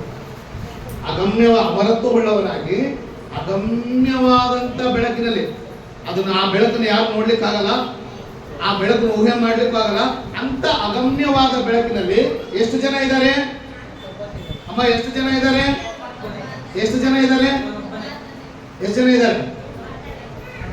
ಅಗಮ್ಯವಾದ ಬೆಳಕಿನಲ್ಲಿ ಎಷ್ಟು ಜನ ಇದ್ದಾರೆ? ಎಷ್ಟು ಜನ ವಾಸ ಮಾಡ್ತಾ ಇದ್ದಾರೆ? ಯಾರು ಅಲ್ಲಿಗೆ ಹೋಗ್ಲಿಕ್ಕೆ ಕೂಡ ಆಗಲ್ಲಂತೆ. ಕಡೆ ಪಕ್ಷ ದೇವದೂತರು ಕೂಡ, ಪರಲೋಕದ ವಾಸಿಗಳು ಕೂಡ ಯಾರು ಹೋಗಲ್ಲ ಅನ್ನೋದು ಬೇರೆ ವಿಚಾರ. ಆ ಸಮಯ ಅದ್ರ ಹತ್ತಿರ ಕೂಡ ಏನಂತದೆ, ಈಗ ಕೆಲವರು ನೋಡ್ರಿ, ಕೆಲವು ಪೊಲಿಟಿಷಿಯನ್ಸ್ ಇರ್ತಾರೆ, ದೊಡ್ಡ ಮನೆ ಕಟ್ಬಿಟ್ಟು ಮನೆ ಸುತ್ತು ಕರೆಂಟ್ ಏನೋ ಮಾಡಿರ್ತಾರೆ, ಟೆನ್ಷನ್ ಆಗಿದೆ, ಹತ್ತಿರ ಕೂಡ ಹೋಗಕ್ಕಾಗಲ್ಲ. ಗೊತ್ತಿದ್ಯಾ? ನಮ್ಮೂರಿನಲ್ಲಿ ಹೊಸಪೇಟೆಯಲ್ಲಿ ನಾನು ಒಂದು ಮನೆ ನೋಡಿದ್ದೆ, ಪೊಲಿಟಿಷಿಯನ್ ಅವ್ರ ಮನೆ. ನಾನು ಒಂಥರ ಹೋಗ್ಬೇಕಾದ್ರೆ ನೋಡಿದ್ರೆ ಅವ್ರು ಹೇಳಿದ್ರು, ನಾನು ಅದರ ಆ ಮನೆ ಹತ್ತಿರ ಕೂಡ ಹೋಗ್ಲಿಕ್ಕೆ ಆಗಲ್ಲ. ಎಲ್ಲ ಏನಂದ್ರೆ ಎಲೆಕ್ಟ್ರಿಸಿಟಿ ಮಾಡಿದ್ದಾರೆ.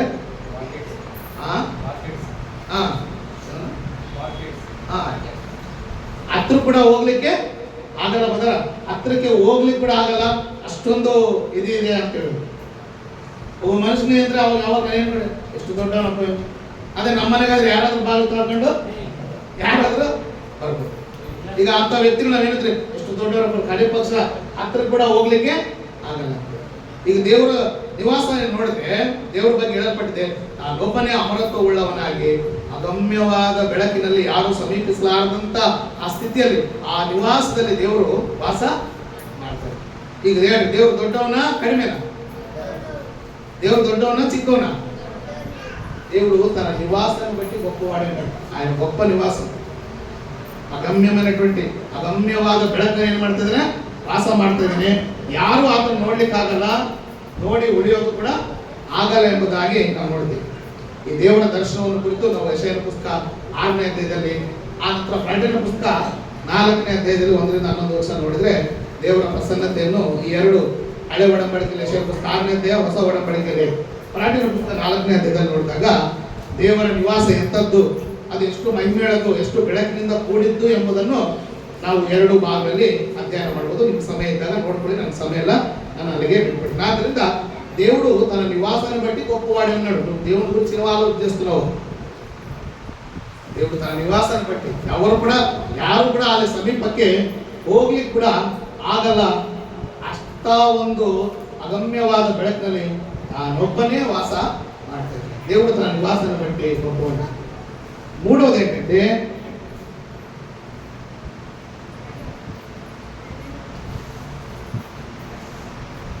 దేవుడు తన పరిధిని బట్టి గొప్పవాడు ఉన్నాడు. మూడో సంగతి ఏంటంటే దేవుడు తన పరిధిని బట్టి, పరిధి అంటే అర్థమవుతుందో? కన్నడలో ఏమంటారు పరిధిని? మేరు. దేవుడు తన పరిధిని బట్టి గొప్పవాడు అని చెప్పబడ్డాడు.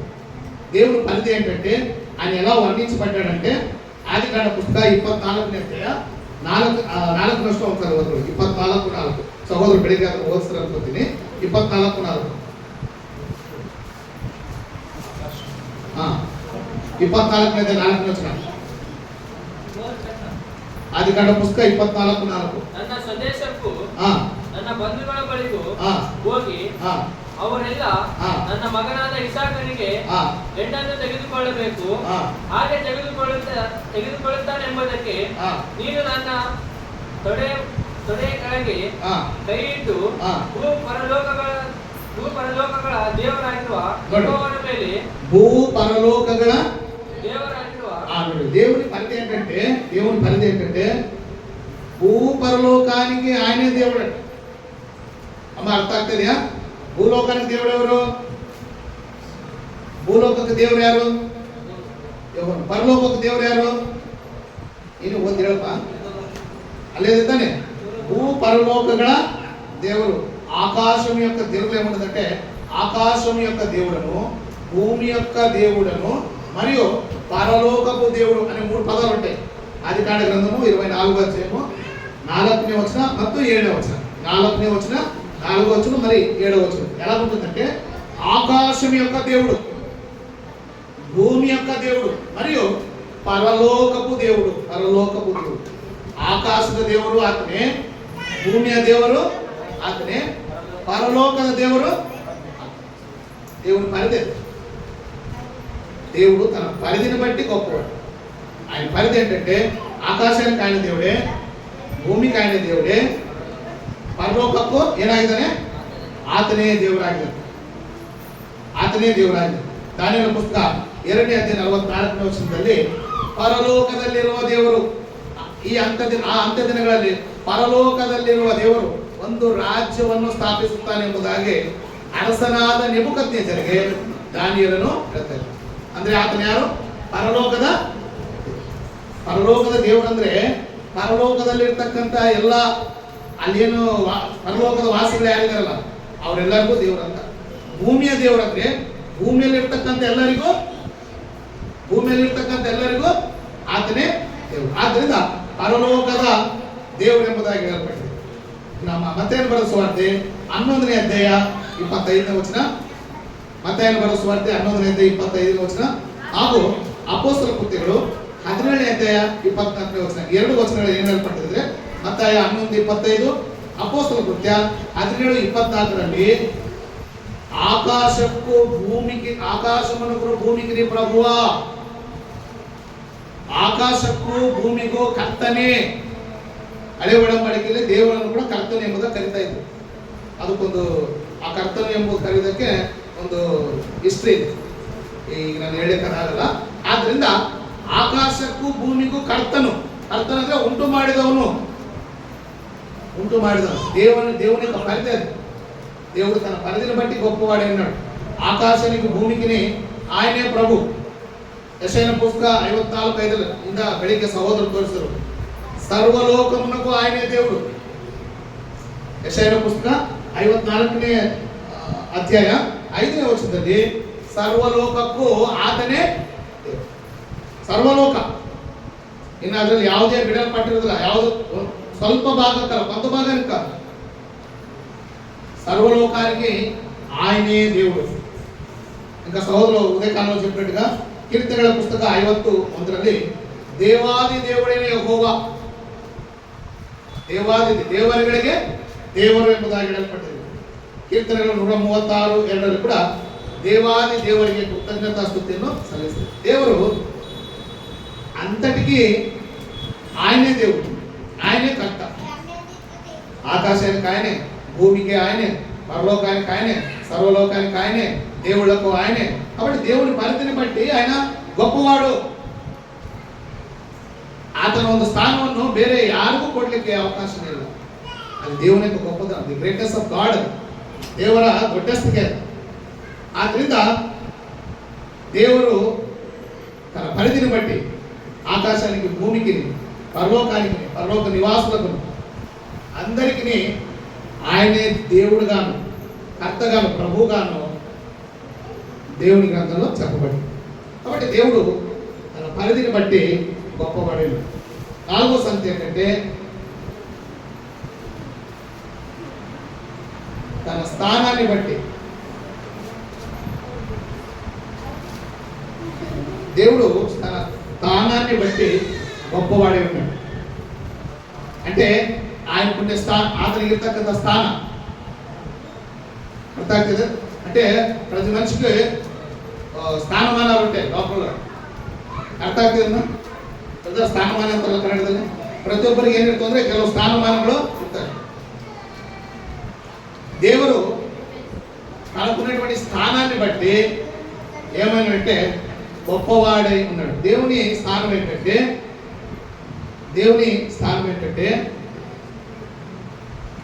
ಬೈಬಲ್ನಲ್ಲಿ ನಮ್ಮೆಲ್ಲರಿಗೂ ಗೊತ್ತಿರುವ ಹಾಗೆ 3 ಯುಗಗಳಿವೆ. ಎಷ್ಟು ಯುಗಗಳು ಅಂದ್ರೆ ಬೈಬಲ್ ನಮ್ಗೆ ಈಸಿಯಾಗಿ ಅರ್ಥ ಆಗ್ಲಿಕ್ಕೆ ನಾವು 3 ಯುಗಗಳಾಗಿ ಅದನ್ನ ನಾವು ಏನ್ ಮಾಡ್ತಿದ್ರೆ ಡಿವೈಡ್ ಮಾಡ್ತೀವಿ. 3 ಯುಗಗಳು.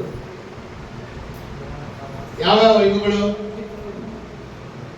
ಯಾವ್ಯಾವಪ್ಪ? ಪಿತೃಗಳ ಯುಗ, ಇಸ್ರಾಯೇಲರ ಯುಗ ಅಥವಾ ಮೋಶೆ ಯುಗ, ಎರಡು ಒಂದೇ.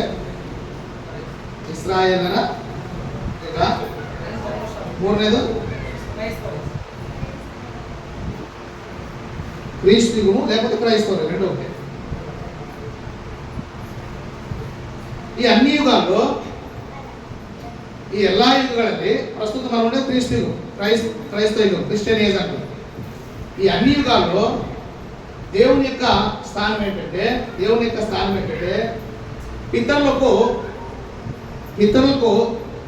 పితరుల కాలంలో ఆయన స్థానం ఏంటంటే పితరులు దేవునికి ఇచ్చిన స్థానం ఏంటంటే పితరులకు ఆయనే దేవుడు. పితరులు ఆయనకి ఇచ్చిన స్థానం అంటే దేవుని యొక్క ಸ್ಥಾನವನ್ನು, ದೇವರ ಎಂಬ ಸ್ಥಾನಮಾನವನ್ನು ಯಾರು ಕೊಟ್ಟಿದ್ದಾರೆ? ಯೆಹೋವನಿಗೆ ಕೊಟ್ಟಿದ್ದಾರೆ. ನೋಡೋಣ.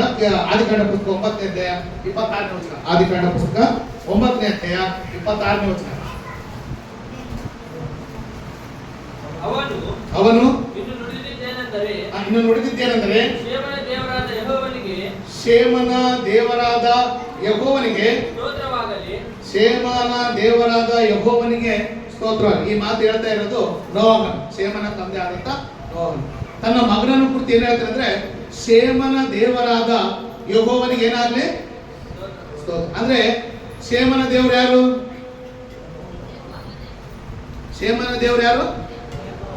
ಶೇಮ ಅನ್ನುವಂಥ ವ್ಯಕ್ತಿ ಪಿತೃಗಳ ಕಾಲಕ್ಕೆ ಸಂಬಂಧಪಟ್ಟಂತ ವ್ಯಕ್ತಿ.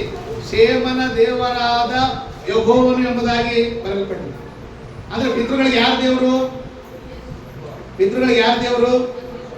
ಪಿತೃಗಳು ಯೆಹೋವನಿಗೆ ಅಥವಾ ಈ ಅವರಿಗಿರ್ತಕ್ಕಂಥ ದೇವರಿಗೆ ಇಚ್ಛೆ ಅವ್ರ ಪಿತೃಗಳು ಏನ್ ಮಾಡಿದಂದ್ರೆ ಈತನಿಗೆ ದೇವರೆಂಬ ಸ್ಥಾನವನ್ನು ಕೊಟ್ಟಿದ್ದಾರೆ. ಅದಕ್ಕಾಗಿ ನೋಹನು ಏನ್ ಹೇಳ್ತಿದ್ರೆ ಈ ಶೇಮನ ದೇವರಾದ ಯೆಹೋವನಿಗೆ ಏನಾಗಂದ್ರೆ ಸ್ತೋತ್ರವಾಗಲಿ ಎಂಬುದಾಗಿ ಹೇಳ್ತಾರೆ. 28ನೇ ಅಧ್ಯಾಯ ನೋಡ್ರಿ, 28:13.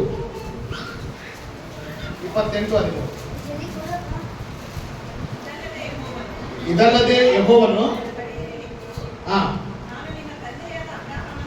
ನಾನು ನಿನ್ನ ತಂದೆಯಾದ ಅಬ್ರಹಾಮನ ದೇವರು, ಇಸಾಕನ ದೇವರು.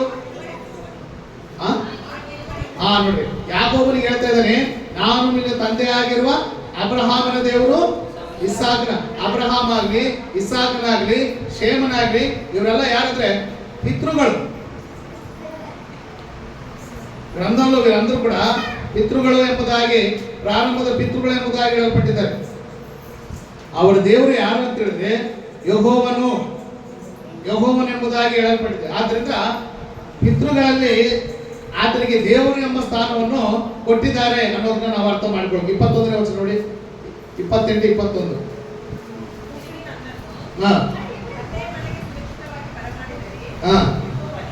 ನೋಡಿ, ನೀನು ನನ್ನ ತಂದೆ ಮನೆಗೆ ಸುರಕ್ಷಿತವಾಗಿ ಕರೆ ಮಾಡಿದರೆ ಯೆಹೋವನೇ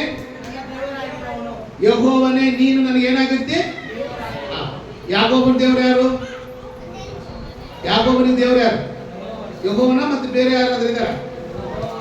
ದೇವರ ಗ್ರಂಥದಲ್ಲಿ ಏನ್ ಹೇಳಿದೆಯೋ ಅದನ್ನೇ ಆಲೋಚನೆ, ಅದನ್ನು ಬಿಟ್ಟು ಬೇರೆ ರೀತಿಯಾಗಿ ಅಪಾರ್ಥ ಮಾಡಿಕೊಂಡೆ ಅಂತಂದ್ರೆ దేవుని గొప్పతనాన్ని నువ్వు తగ్గించి దేవుని గొప్పతనాన్ని అర్థం కాకుండా నీ మనోనేతాలు మూసివేయబడి అపార్థం చేసుకొని స్వనాశానికి వెళ్ళిపోయేటువంటి అవకాశం ఉంది. కాబట్టి పితరులకు దేవుడు ఎవరు? దేవుని స్థానం ఏంటంటే పితరులకు ఆయన దేవుడు. నువ్వేమనుకుంటున్నావు? పితరులకు ఆయనే దేవుడు అని చెప్పబడింది. అపోస్తల కార్యములు 3:13 చూడండి. ಅಪೊಸ್ತಲ ಕೃತ್ಯಗಳು 3ನೇ ಅಧ್ಯಾಯ 13ನೇ ವಚನ 5:30. ಅಪೊಸ್ತಲ ಕೃತ್ಯಗಳು 3ನೇ ಅಧ್ಯಾಯ 13ನೇ ವಚನ. ನಮ್ಮ ಪಿತೃಗಳಾದ ಅಬ್ರಹಾಮ, ಇಸಾಕ್, ಯಾಕೋಬರ ದೇವರು, ನಮ್ಮ ಪಿತೃಗಳಾದ ಅಬ್ರಹಾಂ, ಇಸಾಕ್, ಯಾಕೋಬ ದೇವರು ತನ್ನ ಸೇವಕನನ್ನು ಯೇಸುವನ್ನು ಮಹಿಮೆಪಡಿಸಿದ್ದಾನೆ. ನೋಡಿ, ಪೇತ್ರನು ಹೇಳ್ತಾ ಇದ್ದಾನೆ, ಸಿಲುಬೆಗೆ ಹಾಕಲ್ಪಟ್ಟಂತ ಯೇಸುವನ್ನು ಅವರು ಪರಿಚಯ ಮಾಡ್ತಾ ಹೇಳ್ತಾ ಇದ್ದಾನೆ, ನಮ್ಮ ಪಿತೃಗಳಾದ ಅಬ್ರಹಾಂ, ಇಸಾಕ್, ಯಾಕೋಬರ ದೇವರಾಗಿರ್ತಕ್ಕಂಥ ಆತನು ತನ್ನ ಸೇವಕನಾದ ಯೇಸುವನ್ನು ಏನು ಮಾಡಿದ್ದಾರೆ? ಈಗ ಆ ಪಿತೃಗಳ ದೇವರು ಯಾರು? ಯೇಸುನ ತಂದೆನ? ತಂದೆ ತನ್ನ ಸೇವಕನನ್ನು ಹುಟ್ಟಿಸಿ ಏನ್ ಮಾಡಿದ್ದಾನೆ? ಮಹಿಮೆ ಪಡಿಸಿ. ಹೇಗೆ ಮಹಿಮೆ ಪಡಿಸಿ? ಸತ್ತೊಳಗಿಂದ ಎಬ್ಬಿಸಿ ಆತನಿಗೆ ಮಹಿಮೆಯನ್ನು ಕೊಟ್ಟಿದ್ದಾನೆ. ಆದ್ರಿಂದ ಪಿತೃಗಳಲ್ಲಿ ಆತನಿಗಿರ್ತಕ್ಕಂಥ ಸ್ಥಾನಮಾನ ಏನಂತ ಹೇಳಿದ್ರೆ, ಆತನ ದೇವರು ಸ್ಥಾನ ಅವರಲ್ಲಿದೆ. 5ನೇ ಅಧ್ಯಾಯ 30 ವಚನ ನೋಡಿ. 5:30. ನೀವು ಮರದ ಕಂಬಕ್ಕೆ ತೂಗು ಹಾಕಿ, ನೀವು ಮರದ ಕಂಬಕ್ಕೆ ತೂಗು ಹಾಕಿ ಬಂದ ಯೇಸುವನ್ನೇ ನಮ್ಮ ಪಿತೃಗಳ ದೇವರು ಯೇಸುವನ್ನು ಎಬ್ಬಿಸಿದ್ಯಾರು? ಯೇಸುವನ್ನು ಎಬ್ಬಿಸಿದ್ಯಾರು? ಯಾಕಂದ್ರೆ ಈಗ ದೇವರಂತ ಹೇಳ್ಬೋದಲ್ಲ, ಪಿತೃಗಳ ದೇವರಂತ ಯಾಕೆ ಹೇಳಿದ? ಸುಮ್ಮನೆ ದೇವರು ಎಬ್ಬಿಸಿದನ ಅಂತ ಹೇಳ್ಬೋದಲ್ಲ. ಏನ್ ಸರ್, ಪಿತೃಗಳ దేవుడని సరిపోతుంది. పితరుల దేవుడు ఎందుకు చెప్పాడు? పితరుల దేవుడు అని చెప్పాల్సిన అవసరం ఉందయ్యా. అర్థమైంది నేను చెప్పింది. ఇప్పుడు దేవుడు ఈయన లేపాడంటే అది సరిపోతుంది కదా పేతురు గారు. పితరుల దేవుడు అని ఆ పదాన్ని మెన్షన్ చేయాల్సిన అవసరమే ఉంది.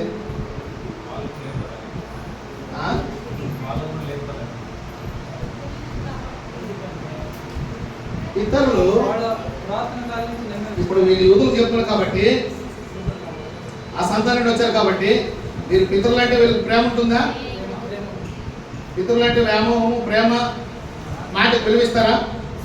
కాబట్టి మీ పితరులు పోల్చిన దేవుడే వీళ్ళు లేపాడు. ఊరికి వట్టి దేవుడు అంటే వీళ్ళు నమ్మరు. కాబట్టి మీ పితరులు ఎవరైతే ఆరాధిస్తున్నారో, మీ పితరులు ఎవరైతే ప్రేమిస్తున్నారో, ನಿಮ್ಮ ಪಿತೃಗಳು ಯಾರನ್ನ ಆರಾಧನೆ ಮಾಡ್ತಿದ್ರು, ಯಾರನ್ನ ಪೂಜೆ ಮಾಡ್ತಿದ್ರು, ಯಾರನ್ನು ಭರವಸೆ ಇಟ್ಟಿದ್ರು, ನಿಮ್ಮ ಪಿತೃಗಳು ಯಾರನ್ನು ಹಿಂಬಾಲಿಸ್ತಾ ಇದ್ರು, ಆ ದೇವರೇ, ಆ ನಿಮ್ಮ ಪಿತೃಗಳ ದೇವರೇ ಈ ತನ್ನ ಸೇವಕನಾದ ಯೇಸುವನ್ನು ಏನು ಮಾಡಿದ್ದಾನೆ? ನಿಮ್ಮ ಪಿತೃಗಳು అంటే ఇప్పుడు వీళ్ళు కొంచెం అభిమానం, ಪಿತೃಗಳು ಅಂದ್ಕೊಳ್ಳಿ ಅವ್ರು ಸ್ವಲ್ಪ ಅಭಿಮಾನ ಬರ್ತದೆ. ಓಹೋ, ಆದ್ರಿಂದ ಪಿತೃಗಳ ದೇವರು ಯಾರಂದ್ರೆ ಯೆಹೋವನು. ಪಿತೃಗಳಲ್ಲಿ ಆತನ ಸ್ಥಾನ ಏನಂತ ಹೇಳಿದ್ರೆ, ఆయన ಪಿತೃలకు దేవుడు, ಅಬ್ರಹಾಂ, ಇಸಾಕ್, ಯಾಕೋಬರ ದೇವರು, ಶೇಮನ ದೇವರು. ಆತನ ಹಳೆ ಒಡಂಬಡಿಕೆ ಅವ್ರ ಹೆಸರಿನ ಜೊತೆಗೆ ದೇವರ ಹೆಸರು ಸೇರಿಸ್ತಾ ಇದ್ರು. ಅದೆಷ್ಟು ಗ್ರೇಟ್ ನೋಡಿ, ಅವ್ರ ಹೆಸರಿನ ಜೊತೆಗೆ ಅಬ್ರಹಾಂ, ಇಸಾಕ್, ಉದಯ ಕಾಲದಲ್ಲಿ ಬೆಳಿಗ್ಗೆ ಕಾಲದಲ್ಲಿ ಸಹೋದರ, ಆ ರೀತಿ ಹೇಳಿ ಕಾಣಿದ್ರೆ ಒಡಂಬಡಿಕೆ. ಅವ್ರು ಪ್ರೇಮದಾಸ್ ಬದ್ರ ಹೇಳಿದ್ರೆ ಆ ರೀತಿ ಎಲ್ಲರಿಗೂ ಹೇಳಂಗಿಲ್ಲ. ಯಾರು ಒಡಂಬಡಿಕೆ ನಿಲ್ತಾರೋ ಅವರು ಮಾತ್ರನೇ ಅದು ಸೂಟು ಅಲ್ಲ. ಒಡಂಬಡಿಕೆಯಲ್ಲಿ ನಿಲ್ಲದಂತ ಪ್ರಜೆಗಳಿಗೆ ಅದು ಅನ್ವಯ ಆಗಲ್ಲ. ಅವ್ರು ಬರೀ ಏನಾಗುತ್ತೆ, ಸೃಷ್ಟಿಕರ್ತನು ಆಗುತ್ತೆ. ಆದ್ರಿಂದ ದೇವರ ಸ್ಥಾನ ಏನಂದ್ರೆ ಪಿತೃಗಳಲ್ಲಿ, ಆ ಪಿತೃಗಳಿಗೆ ಆತನೇ ದೇವರಾದ. ಈಗ ಅಬ್ರಹಾಂ, ಇಸಾಕ್, ಯಾಕೋಬರ ದೇವರು ಯಾರು? ತಂದೆ, ಮಗ, ಪವಿತ್ರಾತ್ಮ 3 ಜನ ಇದಾರಲ್ಲ. ಇದರಲ್ಲಿ ಯಾರು ದೇವರು? ತಂದೆ, ಮಗ, ಪವಿತ್ರಾತ್ಮ ಇದ್ರಲ್ಲ, ಈ 3ರಲ್ಲಿ ಪಿತೃಗಳಿಗೆ ದೇವರು ಯಾರು? ಕರೆಕ್ಟ್ ಆಗಿ ಹೇಳಿ, ಅನುಮಾನದಿಂದ ಹೇಳ್ಬೇಡಿ. ತಂದೆ ಆದ ದೇವ್ರನ್ನ ಮತ್ತೆ ಬೇರೆ ಏನಾದ್ರು ಇದೆಯಾ? ಏನು ಆ ಕಡೆ ಈ ಕಡೆ ನೋಡ್ತಿರಲ್ಲ. ಇಷ್ಟೆಲ್ಲ ವಚನ ಬೇರೆ ವಚನ ಕ್ಲಿಯರ್ ಕಟ್ ಆಗಿ ಅರ್ಥ ಆಗಿರ್ತಾನೆ. ಪಿತೃಗಳ ದೇವರು ಯಾರು? ಪಿತೃಗಳ ದೇವರು ಯೇಸು ಅಲ್ಲ. ಪಿತೃಗಳ ದೇವರು ಪವಿತ್ರಾತ್ಮ ಅಲ್ಲ. ಪಿತೃಗಳ ದೇವರು ಯಾರು? ತಂದೆ. ಆತನ ಹೆಸರೇನು? ಯೆಹೋವ. ಪಿತೃಗಳು ಮಾತ್ರ ಅಲ್ಲ, ಆ ನಂತರ ಕಾಲದಲ್ಲಿ ಬಂದಂತ ಇಸ್ರಾಯೇಲರಲ್ಲಿ ಕೂಡ ಆತನ ಸ್ಥಾನ ಏನಂದ್ರೆ, ಆತನ ಅವರ ಮಧ್ಯದಲ್ಲಿ ಕೂಡ ಇಸ್ರಾಯೇಲ್ ಆತ ಕೊಟ್ಟಂತ ಸ್ಥಾನಮಾನ ಏನಂತ ಹೇಳಿದ್ರೆ, ಆತನಿಗೆ ದೇವರು ಎಂಬುದಾಗಿ ಕರೀತಾ ಇದ್ರು. ಉದಾಹರಣೆಗೆ ವಿಮೋಚನೆ ಕಾಂಡ 20ನೇ ಅಧ್ಯಾಯ 1-2 ವಚನ. 20ನೇ ಅಧ್ಯಾಯ 1-2 ವಚನ ಏನು ಅಂತಿದೆ ನನಗೆ ಒಂದು ಅರ್ಥ ಆಗ್ತಿಲ್ಲ. ದೇವರು ಮುಂದಣ ಆಜ್ಞೆಗಳೆಲ್ಲ ಕೊಟ್ಟನು, ನೀನು ದಾಸತ್ವದಲ್ಲಿದ್ದ ಐಗುಪ್ತ ದೇಶದೊಳಗಿಂದ ನಿನ್ನನ್ನು ಬಿಡುಗಡೆ ಮಾಡಿದ ಯೆಹೋವನು ಎಂಬ ನಿನ್ನ ದೇವರು ನಾನೇ. ನೋಡಿ, ನಿನ್ನನ್ನು ದಾಸತ್ವದಿಂದ ವಿಮೋಚಿಸಿದಂತ ನಿನ್ನ ದೇವರಾದ ಯೆಹೋವನು ನಾನೇನ ಬೇರೆ ಅಂತ ಹೇಳ್ತಾರೆ. ಇಸ್ರಾಯೇಲರನ್ನು ದಾಸತ್ವದಿಂದ ಬಿಡಿಸಿದಂತ ನಿನ್ನ ದೇವರಾದ ಯೆಹೋವನು ನಾನೇ. ಅಂದ್ರೆ ಇಸ್ರಾಯೇಲರು ಕೂಡ ಆತನಿಗಿರ್ತಕ್ಕಂಥ ಸ್ಥಾನ ಏನಂದ್ರೆ ಆತನೇ దేవుడాగిద్దును. కాబట్టి ఇజ్రాయేలు కూడా దేవుడు ఆయనే. ఇజ్రాయేల్ మధ్యలో ఆయనకుండే స్థానం ఏంటంటే, పితరుల మధ్యలో ఆయనకుండే స్థానం ఏంటంటే దేవుడే. ఇస్రాయేల్ మధ్యలో అతనికిರ್ತಕ್ಕಂಥ స్థಾನಮಾನ ಏನಂದ್ರೆ ಆತನು దేవుడాగిద్దును. దేవుడాగిద్దును. ಇರ್ಮೀಯನ ಪುಸ್ತಕ 16 ನೋಡ್ರಿ. ಇರ್ಮೀಯನ ಪುಸ್ತಕ 16ನೇ ಅಧ್ಯಾಯ 10ನೇ ವಚನ. ಇರ್ಮೀಯ 16:10. ಈ ಮಾತುಗಳನ್ನೆಲ್ಲ ಈ ಜನರಿಗೆ ತಿಳಿಸುತ್ತಿರುವ ನಿನಗೆ ಪ್ರತ್ಯುತ್ತರವಾಗಿ ಅವರು ಈ ಮಹಾವಿಪತ್ತು ಸಂಭವಿಸಬೇಕೆಂದು ಯೆಹೋವನು ಏಕೆ ವಿಧಿಸಿದ್ದಾನೆ.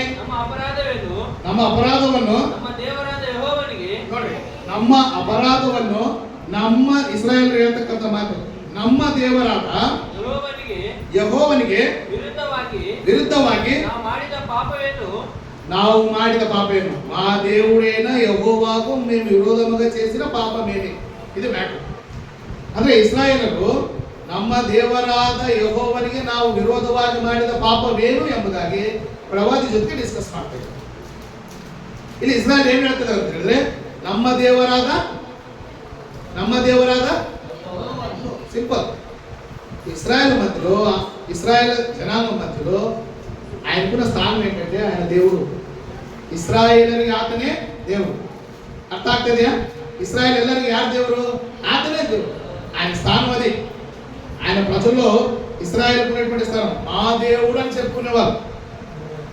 మా దేవుడు అని చెప్పుకున్నారు. కాబట్టి ఇస్రాయేలుకు ఆయనే దేవుడు. చాలా వచనాలు ఉండే, నాకు టైం లేదు కాబట్టి నేను వదిలేస్తాను. తర్వాత ఇప్పుడు ప్రస్తుతము క్రీస్తు యుగంలో ఉన్నాం. అంటే ನಾವೆಲ್ಲ ಯಾರು? ಕ್ರೈಸ್ತರು. ನಾವೆಲ್ಲ ಯಾರು? ನಾವು ಇಸ್ರಾಯೇಲ್ರ ಕ್ರೈಸ್ತರ? ನಾವು ಇಸ್ರಾಯೇಲ್. ಸೊ ನಮ್ಮ ಮಧ್ಯದಲ್ಲಿ ಆತನಿಗಿರ್ತಕ್ಕಂಥ ಸ್ಥಾನ ಏನು?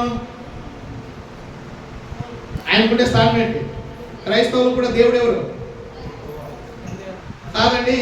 అప్పుడు పాత్రలో యెహోవా, ఇప్పుడు ఇంకొక ఆయన వచ్చాడు, దేవుడు నా టైం అయిపోయింది, ఇగో నేను పెడతాను అన్నాడు. 4-5 సంవత్సరాలు నాకు సాలైపోయింది, ఇంకో నా తరపున ఇంకో ఆయన పెడతాను, ಇನ್ನೊಬ್ಬ ಬಾತ್ ಕಡಿತಂದ್ರೆ ಇದಿಗೋ ಈದ್ರೆ ನಿಮಗೆ ದೇವರಾಗಿರ್ತಾರೆ ಅಂತ ಹೇಳಿದ್ರು. దేవుడు మార్పులేనటువంటి వాడు. క్రైస్తవులకు కూడా ఆయనే దేవుడు. ఆయన స్థానం అలాంటి. క్రైస్తవులకు ఆయన ఇందాక మనం చదువుకున్నటువంటి కొరింథీయులకు రాసిన మొదటి పత్రిక 8వ వచనంలో ಆಕಾಶದಲ್ಲಿ ಭೂಮಿಯಲ್ಲಾಗ ಅನೇಕ ದೇವರುಗಳಿಟ್ಟು ನಮಗಾದರು ಅಂದ್ರೆ ಯಾರು? ಕ್ರೈಸ್ತರನ್ನು ಉದ್ದೇಶಿಸಿ ಹೇಳಿದಂತ ಮಾತು. ನಮಗಾದರು ಅಂದ್ರೆ ಯಾರು? మనకైతే ನಮಗಾದ್ರೆ ಯಾರು? ಪೌಲನು ಕೊರಿಂಥರನ್ನು ಉದ್ದೇಶಿಸಿ. ಪೌಲನು ಕ್ರಿಶ್ಚಿಯನೇ, ನಾವು ಲೆಟರ್ ಬರೀತಕ್ಕಂಥ ಪೌಲನು ಕ್ರಿಶ್ಚಿಯನೇ, ಸ್ವೀಕಾರ ಮಾಡತಕ್ಕಂಥ ಕೊರಿಂಥದಲ್ಲಿ ಇರ್ತಕ್ಕಂಥ ಅವರು ಕ್ರಿಶ್ಚಿಯನೇ, ಓದ್ತಾ ಇರ್ತಕ್ಕಂಥ ನಾವು ಕೂಡ ಯಾರು? ಅಂದ್ರೆ ನಾವು ಕ್ರಿಸ್ತ ಯೇಸುವಿನ ಮೂಲಕ ರಕ್ಷಿಸಲ್ಪಟ್ಟು ಸಭೆಯಲ್ಲಿ ಸೇರಿಸಲ್ಪಟ್ಟಿದ್ದಾರೆ. ನಾವು ಕೂಡ ಕ್ರೈಸ್ತರು. ನಮಗಾದರೂ ನಮಗೂ ಕೂಡ ಕ್ರಿಸ್ತ ಯೇಸುವಿನ ನಾಮದಲ್ಲಿ ಕೂಡಿಕೊಳ್ಳುವಂತ ಎಲ್ಲೇ ಇದ್ರು ಅವರೆಲ್ಲರಿಗೂ ಈ ಪತ್ರಿಕೆಗಳು ಅನ್ವಯ ಆಗ್ತಾ ಇದ್ರಿಂದ ಕ್ರೈಸ್ತರು. ನಮಗಾದ್ರೂ ಎಷ್ಟು ಜನ ದೇವರು? ನಮಗಾದ್ರೂ ಎಷ್ಟು ಜನ ದೇವರು? ಆತನ ಯಾರು? ಇದಕ್ಕೆ ಹೆಚ್ಚು ಕಡಿಮೆ ಯಾವನ ಆಲೋಚನೆ ಮಾಡ್ತಾನೋ ಅವನು ಶಾಪಗ್ರಸ್ತ. ಇದಕ್ಕೆ ಹೆಚ್ಚು ಕಡಿಮೆ ಯಾರು ಆಲೋಚನೆ ಮಾಡ್ತಾರೋ ಅವನು ಶಾಪಗ್ರಸ್ತನು ಎಂಬುದಾಗಿ ದೇವರ ವಾಕ್ಯ ನಮಗೆ ಸ್ಪಷ್ಟವಾಗಿ ಹೇಳುತ್ತೆ. ರೋಮಾಪುರದವರು ಬರೆದ ಪತ್ರಿಕೆ 1ನೇ ಅಧ್ಯಾಯ 8ನೇ ವಚನ ನೋಡಿ. ರೋಮಾಪುರದವರು ಬರೆದ ಪತ್ರಿಕೆ 1ನೇ ಅಧ್ಯಾಯ 8ನೇ ವಚನ. ಒಂದು 5 ನಿಮಿಷ ಮುಗಿಸ್ಬಿಡ್ತೀನಿ ನಾನು. 1ನೇ ಅಧ್ಯಾಯ 8ನೇ ವಚನ. ಮೊದಲನೇದು ನಿಮ್ಮ ನಂಬಿಕೆಯು ಲೋಕದಲ್ಲೆಲ್ಲ ಪ್ರಸಿದ್ಧಿಗೆ ಬಂದಿದ್ದರಿಂದ ನಿಮ್ಮೆಲ್ಲರ ವಿಷಯವಾಗಿ, ಈ ಮಾತು ಚೆನ್ನಾಗಿ ನೋಡ್ಕೊಳ್ಳಿ, ಅಂಡರ್ಲೈನ್ ಮಾಡ್ಕೊಳ್ಳಿ. ನಿಮ್ಮೆಲ್ಲರ ವಿಚಾರದಲ್ಲಿ ಯೇಸು ಕ್ರಿಸ್ತನ ಮೂಲಕ ನೋಡಿ, ನಿಮ್ಮೆಲ್ಲರ ವಿಚಾರದಲ್ಲಿ ಪೌಲನೆಂಬ ನಾನು ಏನ್ ಮಾಡ್ತಾ ಇದ್ದೀನಿ ಅಂದ್ರೆ ರೋಮಾಪುರದವರಿಗೆ ಪತ್ರಿಕೆ ಬರ್ತಾ ನಿಮ್ಮೆಲ್ಲರ ವಿಚಾರದಲ್ಲಿ ಓದಬೇಕು. ಯೇಸು ಕ್ರಿಸ್ತನ ಮೂಲಕ. ಯಾರ ಮೂಲಕ? ಯೇಸು ಕ್ರಿಸ್ತನ ಮೂಲಕ ನನ್ನ ದೇವರಿಗೆ, ಯೇಸು ಕ್ರಿಸ್ತನ ಮೂಲಕ ನನ್ನ ದೇವರಿಗೆ ಸ್ತೋತ್ರ ಮಾಡುತ್ತೇನೆ. ಯಾರ ಮೂಲಕ ಯಾರಿಗೆ ಸ್ತೋತ್ರ ಮಾಡ್ತಾ ಇದ್ದಾರೆ? ಯಾರು ಸ್ತೋತ್ರ ಮಾಡೋದು? ಯಾರು ಸಿಸ್ಟರ್? తెలుగు చెప్తా. ఎవరు స్తోత్రం చెల్లిస్తారు సిస్టర్? పౌలు. ఎవరికి? యేసు ప్రభువుగా దేవునికి నా దేవునికి అంటాడు. పౌలు దేవుడు ఎవరు ఇప్పుడు? యేసు ప్రభా తండ్రి. తండ్రి అప్పుడు చూడండి, నా దేవునికి అంటాడు. పౌలు దేవుడు, పితరుల దేవుడు, ఇజ్రాయెల్కి ఎవరైతే దేవుడు ఉన్నాడో పౌలు కూడా ఆయనది. అర్థం ఎవరి మూలకంగా అంటే యారు మూలక యేసు క్రీస్తుల మూలక యారిగే అని తెలుదా నా దేవునికి అంటే ఎక్స్పెషల్గా ఇక్కడ ఏమంటారు క్లియర్గా ఏమంటే నా దేవునికి. తెలుగులో చదవండి ఎవరైనా, తెలుగులో ఎనిబడి రీడ్ తెలుగు లాంగ్వేజ్. మీ చూడండి బాగా తెలుగు వచ్చి చూసుకోండి. మీ విశ్వాసము సర్వలోకమున ప్రచురము చేయబడుచుండుటను బట్టి, అంటే రోమాలో ఉండేటువంటి వారి సంఘం యొక్క విశ్వాసము అక్కడ ఉండే ప్రాంతానికి అంతా సర్వలోకానికి వ్యాప్తి చెందిందట. ఓకే, మొదట మీ అందరి నిమిత్తము, మొదట రోమాలో ఉన్న మీ అందరి నిమిత్తము యేసుక్రీస్తు ద్వారా, చూడండి బాగా గుర్తించండి, ఎవరి ద్వారా? యేసుక్రీస్తు ద్వారా నా దేవునికి. ఇదేంటండి యేసుక్రీస్తుకు మళ్ళా నా దేవుడు, యేసులో దేవుడు కాదా మళ్ళీ నా దేవుడు అంటే ఏంటి? నీకు అర్థమైందా? అలా చదువుకోవాలండి దేవుని గొప్పతనం. యేసుక్రీస్తు ద్వారా నా దేవునికి. ఇప్పుడు పౌలు దేవుడు ఎవరు చెప్పండి? పౌలు దేవుడు ఎవరు? ఎవరైతే పితరులకు దేవుడు, ಯಾರು ಇಸ್ರಾಯೇಲ್ ದೇವರಾಗಿದ್ರು, ಈ ಕ್ರೈಸ್ತ ಯುಗದಲ್ಲಿ పౌలు కూడా క్రైస్తవుడే. అవునంటారా కాదంటారా? పౌలు క్రైస్తవుడా కాదా? ఈ పత్రిక రాసే కాలానికి పౌలు క్రైస్తవుడుగా మార్చబడి, అంటే పౌలు క్రైస్తవుడు అయ్యాడా లేదా? ఏం చెప్పట్లేదు సిస్టర్. పౌలు క్రైస్తవుడేనా? ఇప్పుడు నా దేవుడు అంటున్నాడు. నా దేవుడు అని ఎవరు అంటే యారు పితృల దేవుడాగిದ್ರು, యారు ఇస్రాయేల్ దేవుడాగిದ್ರು, ఆ దేవుడే నా దేవుడు అంటాడు. నా దేవునికి ಕ್ರಿಸ್ತೇಸು ಮೂಲಕ మీ యొక్క విశ్వాసం, ನಿಮ್ಮ ನಂಬಿಕೆ ಇಡೀ ಲೋಕದಲ್ಲಿ ಅಭಿವೃದ್ಧಿ ಆದ ಕಾರಣ ಮೊಟ್ಟಮೊದಲನೇದಾಗಿ ನಿಮ್ಮ ನಿಮಿತ್ತ ಯೇಸು ಕ್ರಿಸ್ತನ ಮೂಲಕ ನನ್ನ ದೇವರಿಗೆ ಏನ್ ಮಾಡ್ತಾ ಇದ್ದೀನಿ? ఎవరు అంటే పౌలు. ఎవరి ద్వారా అంటే యేసు క్రీస్తు ద్వారా. ఎవరికంటే పౌలు యొక్క దేవుడు ఎవరు? ఇప్పుడు అంతే అంత దేవుడు. క్లియర్ కట్ ಆಗಿರುತ್ತೆ. ಇದೇ ಮಾತು ಫಿಲಿಪ್ಪಿ 4:19 ಇರುತ್ತೆ. ಆಮೇಲೆ ನೀವು ಓದ್ಕೊಳ್ಳಿ. ಇದೇ ಮಾತು ಇಂಥದೇ ಒಂದು ಮಾತು ಫಿಲಿಪ್ಪಿ ಪತ್ರಿಕೆ 4ನೇ ಅಧ್ಯಾಯ 19ನೇ ವರ್ಷದಲ್ಲಿ ಬರೆಯಲ್ಪಟ್ಟಿದೆ. ನನ್ನ ದೇವರು ಕ್ರಿಸ್ತ ಯೇಸುವಿನ ಮೂಲಕ, ನೋಡಿ, ನನ್ನ ದೇವರು ಕ್ರಿಸ್ತ ಯೇಸುವಿನ ಮೂಲಕ ನನ್ನ ಪ್ರಭಾವದ ಐಶ್ವರ್ಯಕ್ಕೆ ತಕ್ಕ ಹಾಗೆ ನಿಮ್ಮ ಪ್ರತಿಯೊಂದು ಕೊರತೆಯನ್ನು ನೀಗಿಸುವನು. ನೋಡಿ, ಫಿಲಿಪ್ಪದಲ್ಲಿ ಇರ್ತಕ್ಕಂಥ ಆ ಸಭೆಯ ಕುಂದು ಕೊರತೆಗಳನ್ನೆಲ್ಲ ನನ್ನ ದೇವರು ತೀರಿಸ್ತಾನಂತೆ, ಕ್ರಿಸ್ತ ಯೇಸುವಿನ ಮೂಲಕ ತೀರಿಸ್ತಾರಂತೆ. అర్థమవుతుందా సిస్టర్? నా దేవుడు క్రీస్తు యేసు ద్వారా మీ ప్రతి అవసరాన్ని ఏం చేస్తాడు? కాబట్టి తీర్చేవాడు ఎవరు? తీర్చేవాడు చెప్పాలా? తీర్చేవాడు ఎవరు? ఎవరి ద్వారా? కాబట్టి అన్ని యేసు ప్రభు చెప్తానే, యేసు ప్రభు ప్రార్థన కుదరదు. నీ గ్రంథానుసారమైన విశ్వాసం కాదు. ఎవరి ద్వారా ఎవరు చేయాలో నువ్వు తెలియకుండా ఆరాధన చేస్తే, ఎవరి ద్వారా ఎవరు ప్రార్థన చేయాలో తెలియకుండా నువ్వు విశ్వాసాన్ని కొనసాగిస్తే నీ విశ్వాసం దైవముల విశ్వాసం, అది వ్యర్థమైన విశ్వాసం. గ్రంథాన్ని కళ్ళు పెట్టి వెలిగించబడిన మనోనేతతో చదవాలి.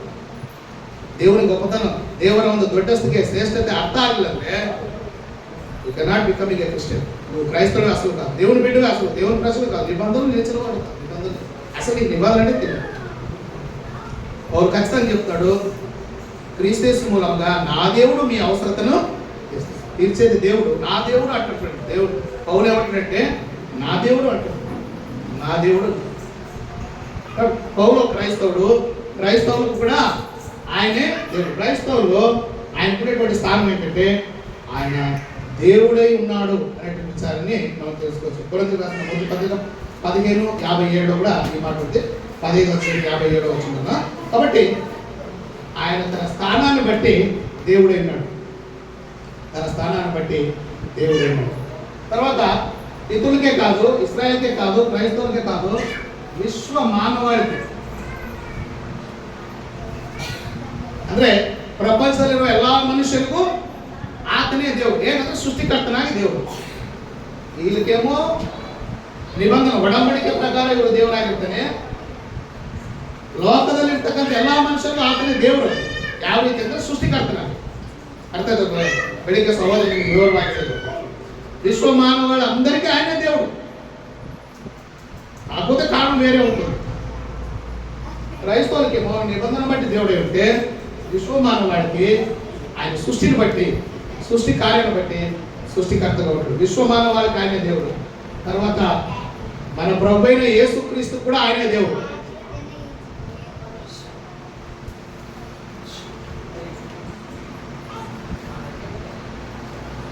ఇది దేవుని స్థానం. ప్రభు అయిన యేసుక్రీస్తు, కర్తనాథ ప్రభు అయిన యేసుక్రీస్తు దేవుడు ఉన్నాడా లేడండి చెప్పాలి మీరు. ఇదేంటంటే మేము ఇంతవరకు యేసుప్రభు దేవుడు అనుకున్నాం, ఆయనకు మళ్ళా దేవుడు అనుకుంటారు మీరు. చెప్పాలా? యేసు ప్రభుకి దేవుడు ఉన్నాడా లేదా? అమ్మ అర్థమవుతా మాటలు? ಅಮ್ಮ ಅರ್ಥ ಆಗ್ತದೆ. ಕರ್ತನಾದ ಯೇಸು ಕ್ರಿಸ್ತನಿಗೆ ನಮ್ಮೆಲ್ಲರಿಗೂ ದೇವರು ಇದ್ದಾನೆ. ಕರ್ತನಾದ ಯೇಸು ಕ್ರಿಸ್ತನಿಗೆ ಕೂಡ ದೇವರು ఉన్నాడా? ಅಮ್ಮ ಇದಾನಾ ಸಿಸ್ಟರ್? ಸಿಸ್ಟರ್ ನೋಡೋದು ಯೇಸು ప్రభు దేవుడు ఉన్నాడు సిస్టర్. సిస్టర్ మీరు సిస్టర్, మీ పేరు సిస్టర్ రిపికా సిస్టర్. యేసు ప్రభు దేవుడు ఉన్నాడా సిస్టర్? గట్టిగా చెప్పండి సిస్టర్. ఇదేంటంటే ఇది మాకు కన్ఫ్యూజన్ ఉంది, నేను ఇద్దరు అనుకున్నాను. ప్రభు యేసు క్రీస్తు కూడా దేవుడు ఉన్నాడు. నేను చెప్పట్లేదు, ఆయన చెప్పారు. యోహాను సువార్త 20వ అధ్యాయము, యోహాను బರೆದ ಸುವಾರ್ತೆ 20ನೇ ಅಧ್ಯಾಯ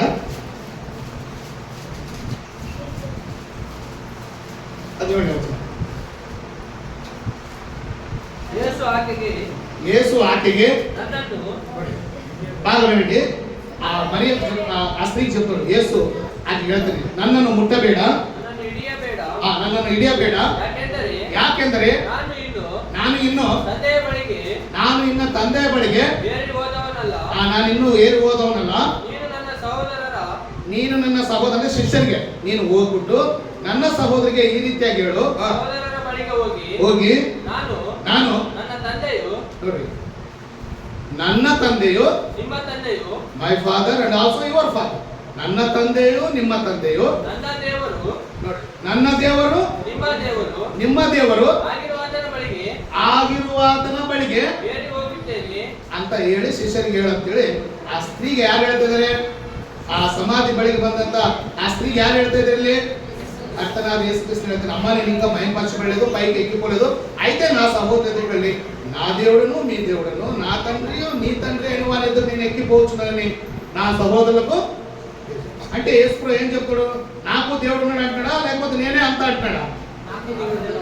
నన్ను చూస్తే అయిపోయింది, నన్ను చూసిన వాడు తండ్రి అని ఈ లాజిక్ చెప్పకూడదు. మళ్ళా అదే ఇదే ఏ ವಾಚನ ಭಾಗದಲ್ಲಿ ಯಾವ ವಾಕ್ಯ ಭಾಗವನ್ನು ಅಲ್ಲೇ ಅದನ್ನೇ ಅರ್ಥ ಮಾಡ್ಕೋದು. ಅದೇ ಬಿಟ್ಟು ಇಲ್ಲಿಗೆ ಅದನ್ನು ಗಂಟು ಹಾಕ್ಬಾರ್ದು. ಅದೇ ಬೇರೆ ಕಾಂಟೆಕ್ಸ್ಟ್, ಇದೇ ಬೇರೆ ಕಾಂಟೆಕ್ಸ್ಟ್. ಯಾವಾಗಲೂ ಕಾಂಟೆಕ್ಸ್ಟ್ ಬಿಟ್ಟು ಹೋದರೆ ಅಪಾರ್ಥ ಮಾಡ್ತೀವಿ. ಆದ್ದರಿಂದ ಕರ್ತನಾದ ಯೇಸು ಕ್ರಿಸ್ತ ಹೇಳ್ತಾನೆ, ನನಗೂ ದೇವರಿದ್ದಾನೆ, ನನ್ನ ದೇವರು ನಿಮ್ಮ ದೇವರು, ನನ್ನ ತಂದೆ ప్రభుని యేసు క్రీస్తుకి ఎవరైతే దేవుడు, నాకు ఆయన దేవుడు. పౌలు దేవుడు ఆయనే, పౌలుకు దేవుడు ఆయన. కాబట్టి ఆయన ప్రభుని యేసు ద్వారా నా దేవుడు మీ అవసరాన్ని తీరుస్తాడు, యేసు క్రీస్తు ద్వారా నా దేవుడు నేను కృతజ్ఞతాస్తుతులు చెల్లించు. కాబట్టి క్రైస్తవులైన వారందరూ కూడా ప్రార్థనలు, ఆరాధనలు, అర్చనలు అన్నీ కూడా ప్రభుని యేసు ద్వారా ఎవరు చేయాలి? యారికి ಮಾಡಬೇಕಮ್ಮ? అందుకే కొలస్సీ 3:17 మీరు మాట చేత కానీ క్రియ చేత కానీ ఏమి చేస్తాను ప్రభువైన యేసుక్రీస్తు పేరిట తండ్రి అయిన దేవునికి.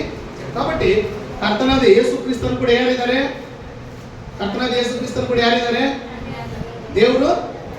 ದೇವರಿದ್ದಾರಲ್ಲ. ಅದಕ್ಕೆ ಕರ್ತನಾದ ಯೇಸು ಕ್ರಿಸ್ತ ಹೇಳ್ತಾನೆ, ನನ್ನ ದೇವರು ಎಂಬುದಾಗಿ ಹೇಳ್ತಾನೆ. ನಮ್ಗೆಲ್ಲರಿಗೂ ಗೊತ್ತು, ಶಿಲುಬೆಯಲ್ಲಿ ಯೇಸು ಕ್ರಿಸ್ತನು ಪ್ರಾರ್ಥನೆ ಮಾಡಿದ, ನನ್ನ ದೇವರೇ ನನ್ನನ್ನು ಯಾಕೆ నా దేవా నీవు నన్నేలా. ఎవరికి ప్రార్థన చేశాడండి ఆయన? అమ్మ ఎవరికి ప్రార్థన చేశాడు? మరి ఈయనే తండ్రి, ఈయనే దేవుడు అంటే మళ్ళీ ఈయన ఎవరు ప్రార్థన చేశాడు? నేను డ్రామా చేస్తాడు ఆయన ఏమైనా? చాలా మంది ఆయనే అండి, ఈయన అండి, ఇద్దరు కలిపి ఉన్నాడు, ముగ్గురు కలిపి ట్రిబులాక్షన్ ఏమైనా సినిమా అనుకున్నాడు ఏమైనా? పరలోకమందున్న మా తండ్రి మీరు ఆయన ప్రార్థన చేయమని చెప్పాడు. మత్తయి సువార్త 6:9 వచ్చింది. మీరు ఇలాగ ప్రార్థన చేయండి, పరలోకమందున్న మా తండ్రి అని. నా దేవా నీవు నన్నేలా అంటే ఎవరికి ప్రార్థన చేస్తాడైనా? కాబట్టి యేసు ప్రభుకు దేవుడు ఉన్నాడండి. ప్రభు యేసు క్రీస్తు వారికి దేవుడు. కొరింథీయులకు రాసిన 2వ పత్రిక 1:3 వచ్చింది. 2వ కొరింథీ 1:3 తొందరగా చదివేసండి, 2 ముగించేస్తాను. ನಮ್ಮ ಕರ್ತನಾದ ಯೇಸು ಕ್ರಿಸ್ತನ ನೋಡಿ బాగా మన ప్రభు అయిన యేసు క్రీస్తు యొక్క దేవుడు స్తుతింపబడును గాక. అర్థమవుతుందండి? మీరు తెలుగులో చూస్తున్నారా? సిస్టర్ మీరు తెలుగు చూసుకోండి.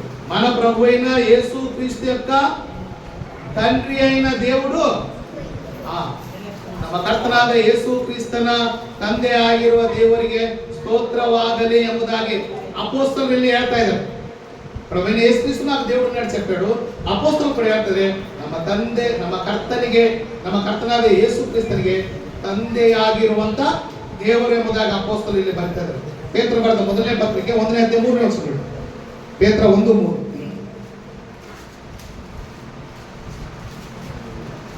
ಮೊದಲನೇ ಪೇತ್ರ ನಮ್ಮ ಕರ್ತನಾದ ಯೇಸು ಕ್ರಿಸ್ತನ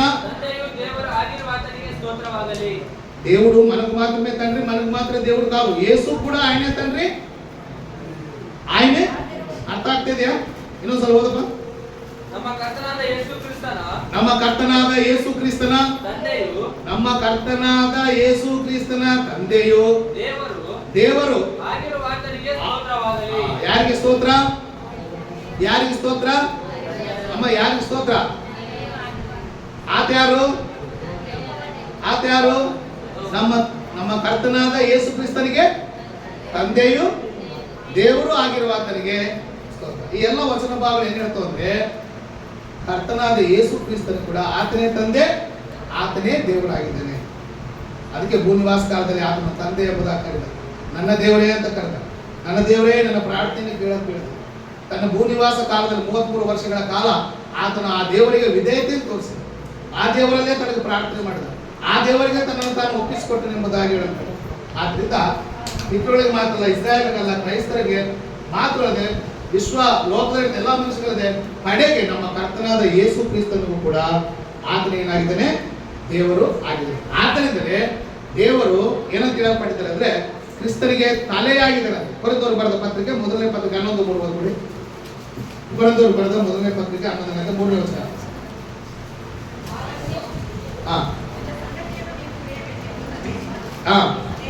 ಅದೇನಂದ್ರೆ ಪ್ರತಿ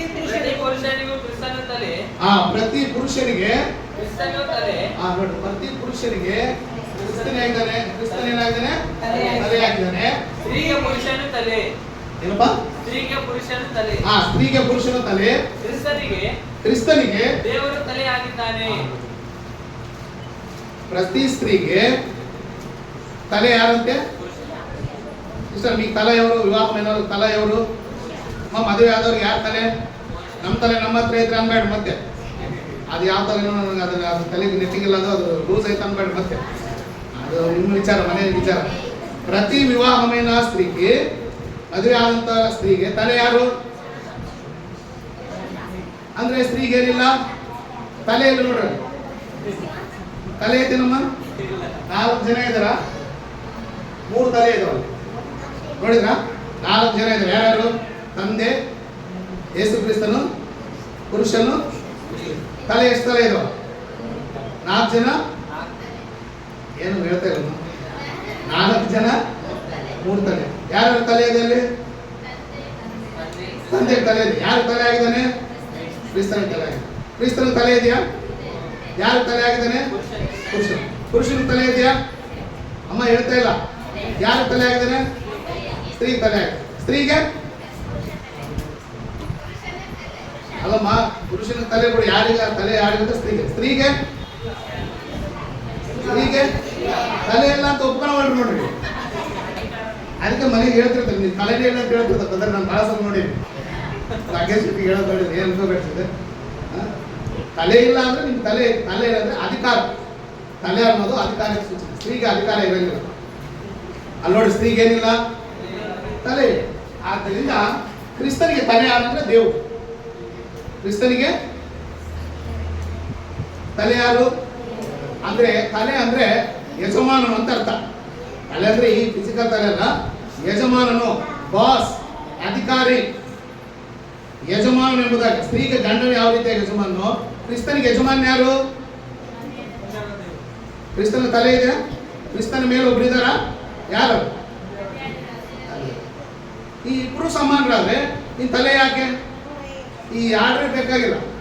ದೇವರು ಕ್ರಿಸ್ತನ ತಲೆ ಇದ್ದಾನೆ, ಕ್ರಿಸ್ತನ ಪುರುಷನ ತಲೆ ಇದ್ದಾನೆ, ಪುರುಷನ ಸ್ತ್ರೀ ತಲೆ, ಎಲ್ಲರೂ ಈಕ್ವಲ್ ಆದ್ರೆ ತಲೆ ಯಾಕೆ? ಈಗ ಪುರುಷ ಸ್ತ್ರೀ ಇಬ್ರು ಸಮಾನರ? ಏನಮ್ಮ ಈ ಗಂಡ ಹೆಂಡತಿ ಇಬ್ರು ಸಮಾನರ ಯಾವಾಗ ಬದರ ಅಂತೀರ ಮತ್ತೆ ನಾನು ಯಾವ ಸಮಾನಲ್ಲ ಎಲ್ಲ ಹೇಳ್ಬೇಕಾಗುತ್ತೆ. ಹೌದಲ್ಲ? ಯಾವ ವಿಷಯಗಳಲ್ಲಿ ಸಮಾನರು, ಯಾವ ವಿಷಯಗಳಲ್ಲಿ ಸಮಾನ ಇದೆ. ಅಧಿಕಾರಕ್ಕೆ ಬಂದಾಗ ಸಮಾನರಲ್ಲ, ಬೇರೆ ವಿಷಯಗಳಲ್ಲಿ ಇರ್ಬೋದು. ಬೆಳಿಗ್ಗೆ ಸ್ವರೂಪದ ವಿಷಯದಲ್ಲಿ ಸ್ತ್ರೀ ಪುರುಷರು ಅಧಿಕಾರದಲ್ಲಿ ಸಮಾನತ್ವ ಇಲ್ಲ, ಸಮಾನತ್ವ ಅನ್ನೋದು ಇಲ್ಲ. ಅದೇ ರೀತಿಯಲ್ಲಿ ಅಧಿಕಾರದಲ್ಲಿ ದೇವರಿಗೂ ಕ್ರಿಸ್ತನಿಗೂ ಸಮಾನತೆ ಇಲ್ಲ. ದೇವರು ಸ್ವತಃ ಅಧಿಕಾರ ದೇವರು ಸ್ವತಃ ಅಧಿಕಾರವುಳ್ಳವನು. ಯೇಸು ಕ್ರಿಸ್ತನು ಕೊಡಲ್ಪಟ್ಟಂತ ತೆಗೆದುಕೊಂಡಂತ ಅಧಿಕಾರ. ಅದಕ್ಕೆ ಯೇಸು ಕ್ರಿಸ್ತ ಹೇಳಿದ ಮತ್ತಾಯ ಬರೆಸುವ 28:18ರಲ್ಲಿ, ಈಗ ಪರಲೋಕದಲ್ಲಿಯೂ ಭೂಮಿಯಲ್ಲೂ ನನಗೆ ಸರ್ವ ಅಧಿಕಾರ ಕೊಡಲ್ಪಟ್ಟಿದೆ. ಕೊಟ್ಟವ್ರು ಯಾರು? ತನಗೆ ಕರೆಯಾಗಿರ್ತಕ್ಕಂಥ. ಅದರಿಂದ ಯೇಸು ಕ್ರಿಸ್ತನಿಗೆ ದೇವರು ಇದಾನೆ ಇಲ್ವಾ? ಯೇಸು ಕ್ರಿಸ್ತನಿಗೆ ಯಾರು ದೇವರಾಗಿದ್ರು ಆತನೇ ಎಲ್ಲರಿಗೂ ನಮಗೂ ಕ್ರೈಸ್ತರಿಗೆ ಏನಾಗಿದೆ? ಇದು ದೇವರು. సో కాబట్టి నేను చెప్తుంటే దేవుడు తన స్థానాన్ని బట్టి గొప్పవాడు. ఐదోది ఏంటంటే ఓవరాల్గా చెప్పేస్తాను, దేవుడు తన కార్యములను బట్టి గొప్పవాడు, తను చేసే కార్యములను బట్టి.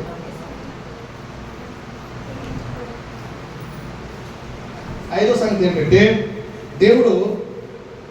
దేవుని కార్యాలను, దేవుడు చేసే కార్యాలను బట్టి గొప్పవాడు. ಈಗ ಯಾರಾದರೂ ದೊಡ್ಡವರು ಅಂದ್ರೆ ಅವ್ರು ಮಾಡೋ ಕೆಲಸಗಳ ಅಂತ ಇರ್ತಾನೆ, ಅರ್ಥ ಆಗ್ತಿದ್ಯಾ? ಅವ್ರು ಮಾಡೋ ಕೆಲಸಗಳ ಮೇಲೆ ಏನಂತಾರೆ, ಬಹಳ ದೊಡ್ಡವರು ಅಂತಾರೆ. ಈಗ దేవుడు కూడా గొప్ప కార్యాలు చేసేవాడా, చిన్న చిన్న కార్యాలు చేసేవాడా? ఏం సిస్టర్? బైబిల్లో చాలా ఉంటాయి. భౌతికంగాను ఆత్మ సంబంధంగాను ఆయన అనేకమైన గొప్ప కార్యాలు చేశాడు. కాబట్టి దేవుడు తన కార్యములను బట్టి, తన ಕಾರ್ಯ ನಿರ್ವಹಣೆಯನ್ನು ಬట్టి ಗొప్పವಾడు. ಮನುಷ್ಯರಾದ ನಮ್ಮೆಲ್ಲ ಜನ್ಮ ಕೊಟ್ಟಿದ್ದಾನೆ, ಪೋಷಣೆ ಮಾಡ್ತಾ ಇದ್ದಾನೆ, ಸಾಕ್ತಾ ಇದ್ದಾನೆ, ಸಲಹುತ್ತಾ ಇದ್ದಾನೆ, ನಮ್ಮನ್ನು ಉದ್ಧಾರ ಮಾಡ್ತಾ ಇದ್ದಾನೆ. ಇದರಿಂದ ಆತನ ದೊಡ್ಡ ಕಾರ್ಯ ಕೀರ್ತನೆ ಇದೆ. ಅದೇ ರೀತಿಯಲ್ಲಿ ನಾವು ಪಾಪಗಳಲ್ಲಿ ಸತ್ತಂತ ಸ್ಥಿತಿಯಲ್ಲಿ ತನ್ನ ಸಂಕಲ್ಪವನ್ನು ಅನುಸರಿಸಿ ಕ್ರಿಸ್ತೇಸುವಿನ ಮೂಲಕ ನಮ್ಮನ್ನು ಪರಿಶುದ್ಧರನ್ನಾಗಿ ಮಾಡಿ ತನಗೆ ಮಕ್ಕಳನ್ನಾಗಿ, ಇದು ದೊಡ್ಡ ಕಾರ್ಯನ ಸಣ್ಣ ಕಾರ್ಯ. ಊಟ ತಿಂಡಿ ಬಟ್ಟೆ ಇದೆಲ್ಲ ಸಣ್ಣ ಕಾರ್ಯ ಇರ್ಬೋದು, ಆದರೆ ನಮ್ಮನ್ನು ಪಾಪದಲ್ಲಿ ಇರ್ತಕ್ಕಂಥ ಜನರಾದ ನಮ್ಮನ್ನು ಪರಿಶುದ್ಧರನ್ನಾಗಿ ನಿರ್ದೋಷಿಗಳನ್ನಾಗಿ ಮಾಡಿ ಕ್ರಿಸ್ತೇಸುವಿನ ಮೂಲಕ, ಯೇಸು ಕ್ರಿಸ್ತನ ಮೂಲಕ ತನಗೆ ಮಕ್ಕಳನ್ನಾಗಿ ಏನ್ ಮಾಡಿದ್ದಾನೆ? ಇದು ದೊಡ್ಡ ಕಾರ್ಯನ ಸಣ್ಣ ಕಾರ್ಯ. కాబట్టి దేవుడు తన కార్యములను బట్టి గొప్పవాడు. దేవుడు చేసే కార్యములను బట్టి ఆయన గొప్పవాడు. కాబట్టి దేవుని గొప్పతనం ఏంటో మనం తెలుసుకొని ఆ దేవునికి మనం విధేయత చూపాలి. దేవుడి ಶ್ರೇಷ್ಠತೆ ಏನನ್ನೋ ತಿಳಿದುಕೊಂಡು ಆ ದೇವರಿಗೆ ನಾವು ವಿಧೇಯತೆಯನ್ನು ತೋರಿಸಬೇಕು. ಆ ದೇವರಿಗೆ ಒಳಪಡಬೇಕು. ಆ ದೇವರಲ್ಲಿ ನಮ್ಮ ಭಯಭಕ್ತಿಯನ್ನು ಇಡಬೇಕು. ಆ ದೇವರನ್ನು ನಾವು ನಂಬಬೇಕು. ಆ ದೇವರಲ್ಲಿ ನಾವು ವಿಧೇಯತೆಯನ್ನು ನಡೆದುಕೊಂಡಾಗ ಆ ದೇವರು ನಮ್ಮ ಭಯ ಭಕ್ತಿ ವಿಧೇಯತೆಯನ್ನು ಮೆಚ್ಚಿ ನಮ್ಮನ್ನು ದೇವರು ಏನ್ ಮಾಡ್ತಾರೆ? ఆశీర్వాద. దేవుని యొక్క గొప్పతనం అర్థం కాకపోతే దేవుని యందు సరిగా నువ్వు విశ్వాసం ఉంచలేవు. దేవుని పట్ల నువ్వు ఉంచవలసిన విశ్వాసాన్ని ఉంచలేవు. ಆದ್ರಿಂದ ಈ ಪಾಠದ ಮೂಲಕ ದೇವರು ಯಾಕೆ ಗ್ರೇಟ್, ವೈ ಗಾಡ್, దేవుడు ఎందుకు గొప్పవాడు, ఏ విషయాలను బట్టి, ಯಾವ ವಿಷಯಗಳ ಆಧಾರದ ಮೇಲೆ ದೇವರು ಶ್ರೇಷ್ಠನಾಗಿದ್ದಾನೆ ಅನ್ನೋಂಥ ವಿಚಾರಗಳನ್ನು ತಿಳಿದುಕೊಂಡು ಆ ದೇವರಿಗೆ ಆದಿಯಿಂದಲೂ ಯಾವ ರೀತಿಯಾಗಿ ಭಯಭಕ್ತಿ ನಡ್ಕೊಂಡ್ರು ನಾವು ಆ ರೀತಿಯಾಗಿ ನಡೆದುಕೊಂಡು ಆತನ ವಿಧೇಯತೆ ಭಯಭಕ್ತಿಯನ್ನು ತೋರಿಸಿದಾಗ, ಆತನ ಒಡಂಬಡಿಕೆಯಲ್ಲಿ ನಿಂತುಕೊಂಡಾಗ ದೇವರು ತನ್ನ ಪ್ರಜೆಗಳಾದ ನಮ್ಮಲ್ಲಿ ಆನಂದಪಟ್ಟು ನಮಗೆ ಶ್ರೇಷ್ಠವಾದ ದಾನಗಳನ್ನು ಕೊಟ್ಟು ತನ್ನ ಕೃಪೆಯನ್ನು ವಿಸ್ತಾರಪಡಿಸಿ ತನ್ನ ಮಹಿಮೆಗಾಗಿ ನಮ್ಮನ್ನು ಬಳಸಿಕೊಳ್ಳುತ್ತಾರೆ. ಆದ್ದರಿಂದ ದೇವರ ಶ್ರೇಷ್ಠತೆಯನ್ನು ಗುರುತಿಸಿ ದೇವರ ಶ್ರೇಷ್ಠತೆಗೆ ಕೃತಜ್ಞತಾಸ್ತುತಿಗಳನ್ನು ಸಲ್ಲಿಸಿ ಆತನಿಗೆ ವಿನಯ ವಿಧೇಯತೆಯಿಂದ ಆತನ ರಾಜ್ಯದಲ್ಲಿ ಇಟ್ಟುಕೊಂಡು ಆತನ ಸೇವೆಯನ್ನು ಮಾಡುತ್ತಾ ಆತನ ಮಕ್ಕಳಾಗಿ ನಾವೆಲ್ಲರೂ ಕೂಡ ಜೀವಿಸೋಣ. ಆಸಕ್ತಿಯಿಂದ ದೇವರ ವಾಕ್ಯವನ್ನು ಕೇಳಿದಂಥ ನಿಮ್ಮೆಲ್ಲರಿಗೂ ನನ್ನ ವಂದನೆಗಳನ್ನು ತಿಳಿಸುತ್ತಾ, ಅವಕಾಶವನ್ನು ನೀಡಿದಂಥ ಸ್ಥಾನಿಕ ಸ್ಥಳೀಯ ಬೋಧಕರಿಗೂ ಹಾಗೂ ಸಭೆಗೂ ನನ್ನ ವಂದನೆಗಳನ್ನು ತಿಳಿಸುತ್ತಾ ನನ್ನ ಮಾತುಗಳನ್ನು ಮುಕ್ತಾಯ ಮಾಡ್ತಿದ್ದೇನೆ. ಎಲ್ಲರಿಗೂ ನಮಸ್ಕಾರ. Thank you very much.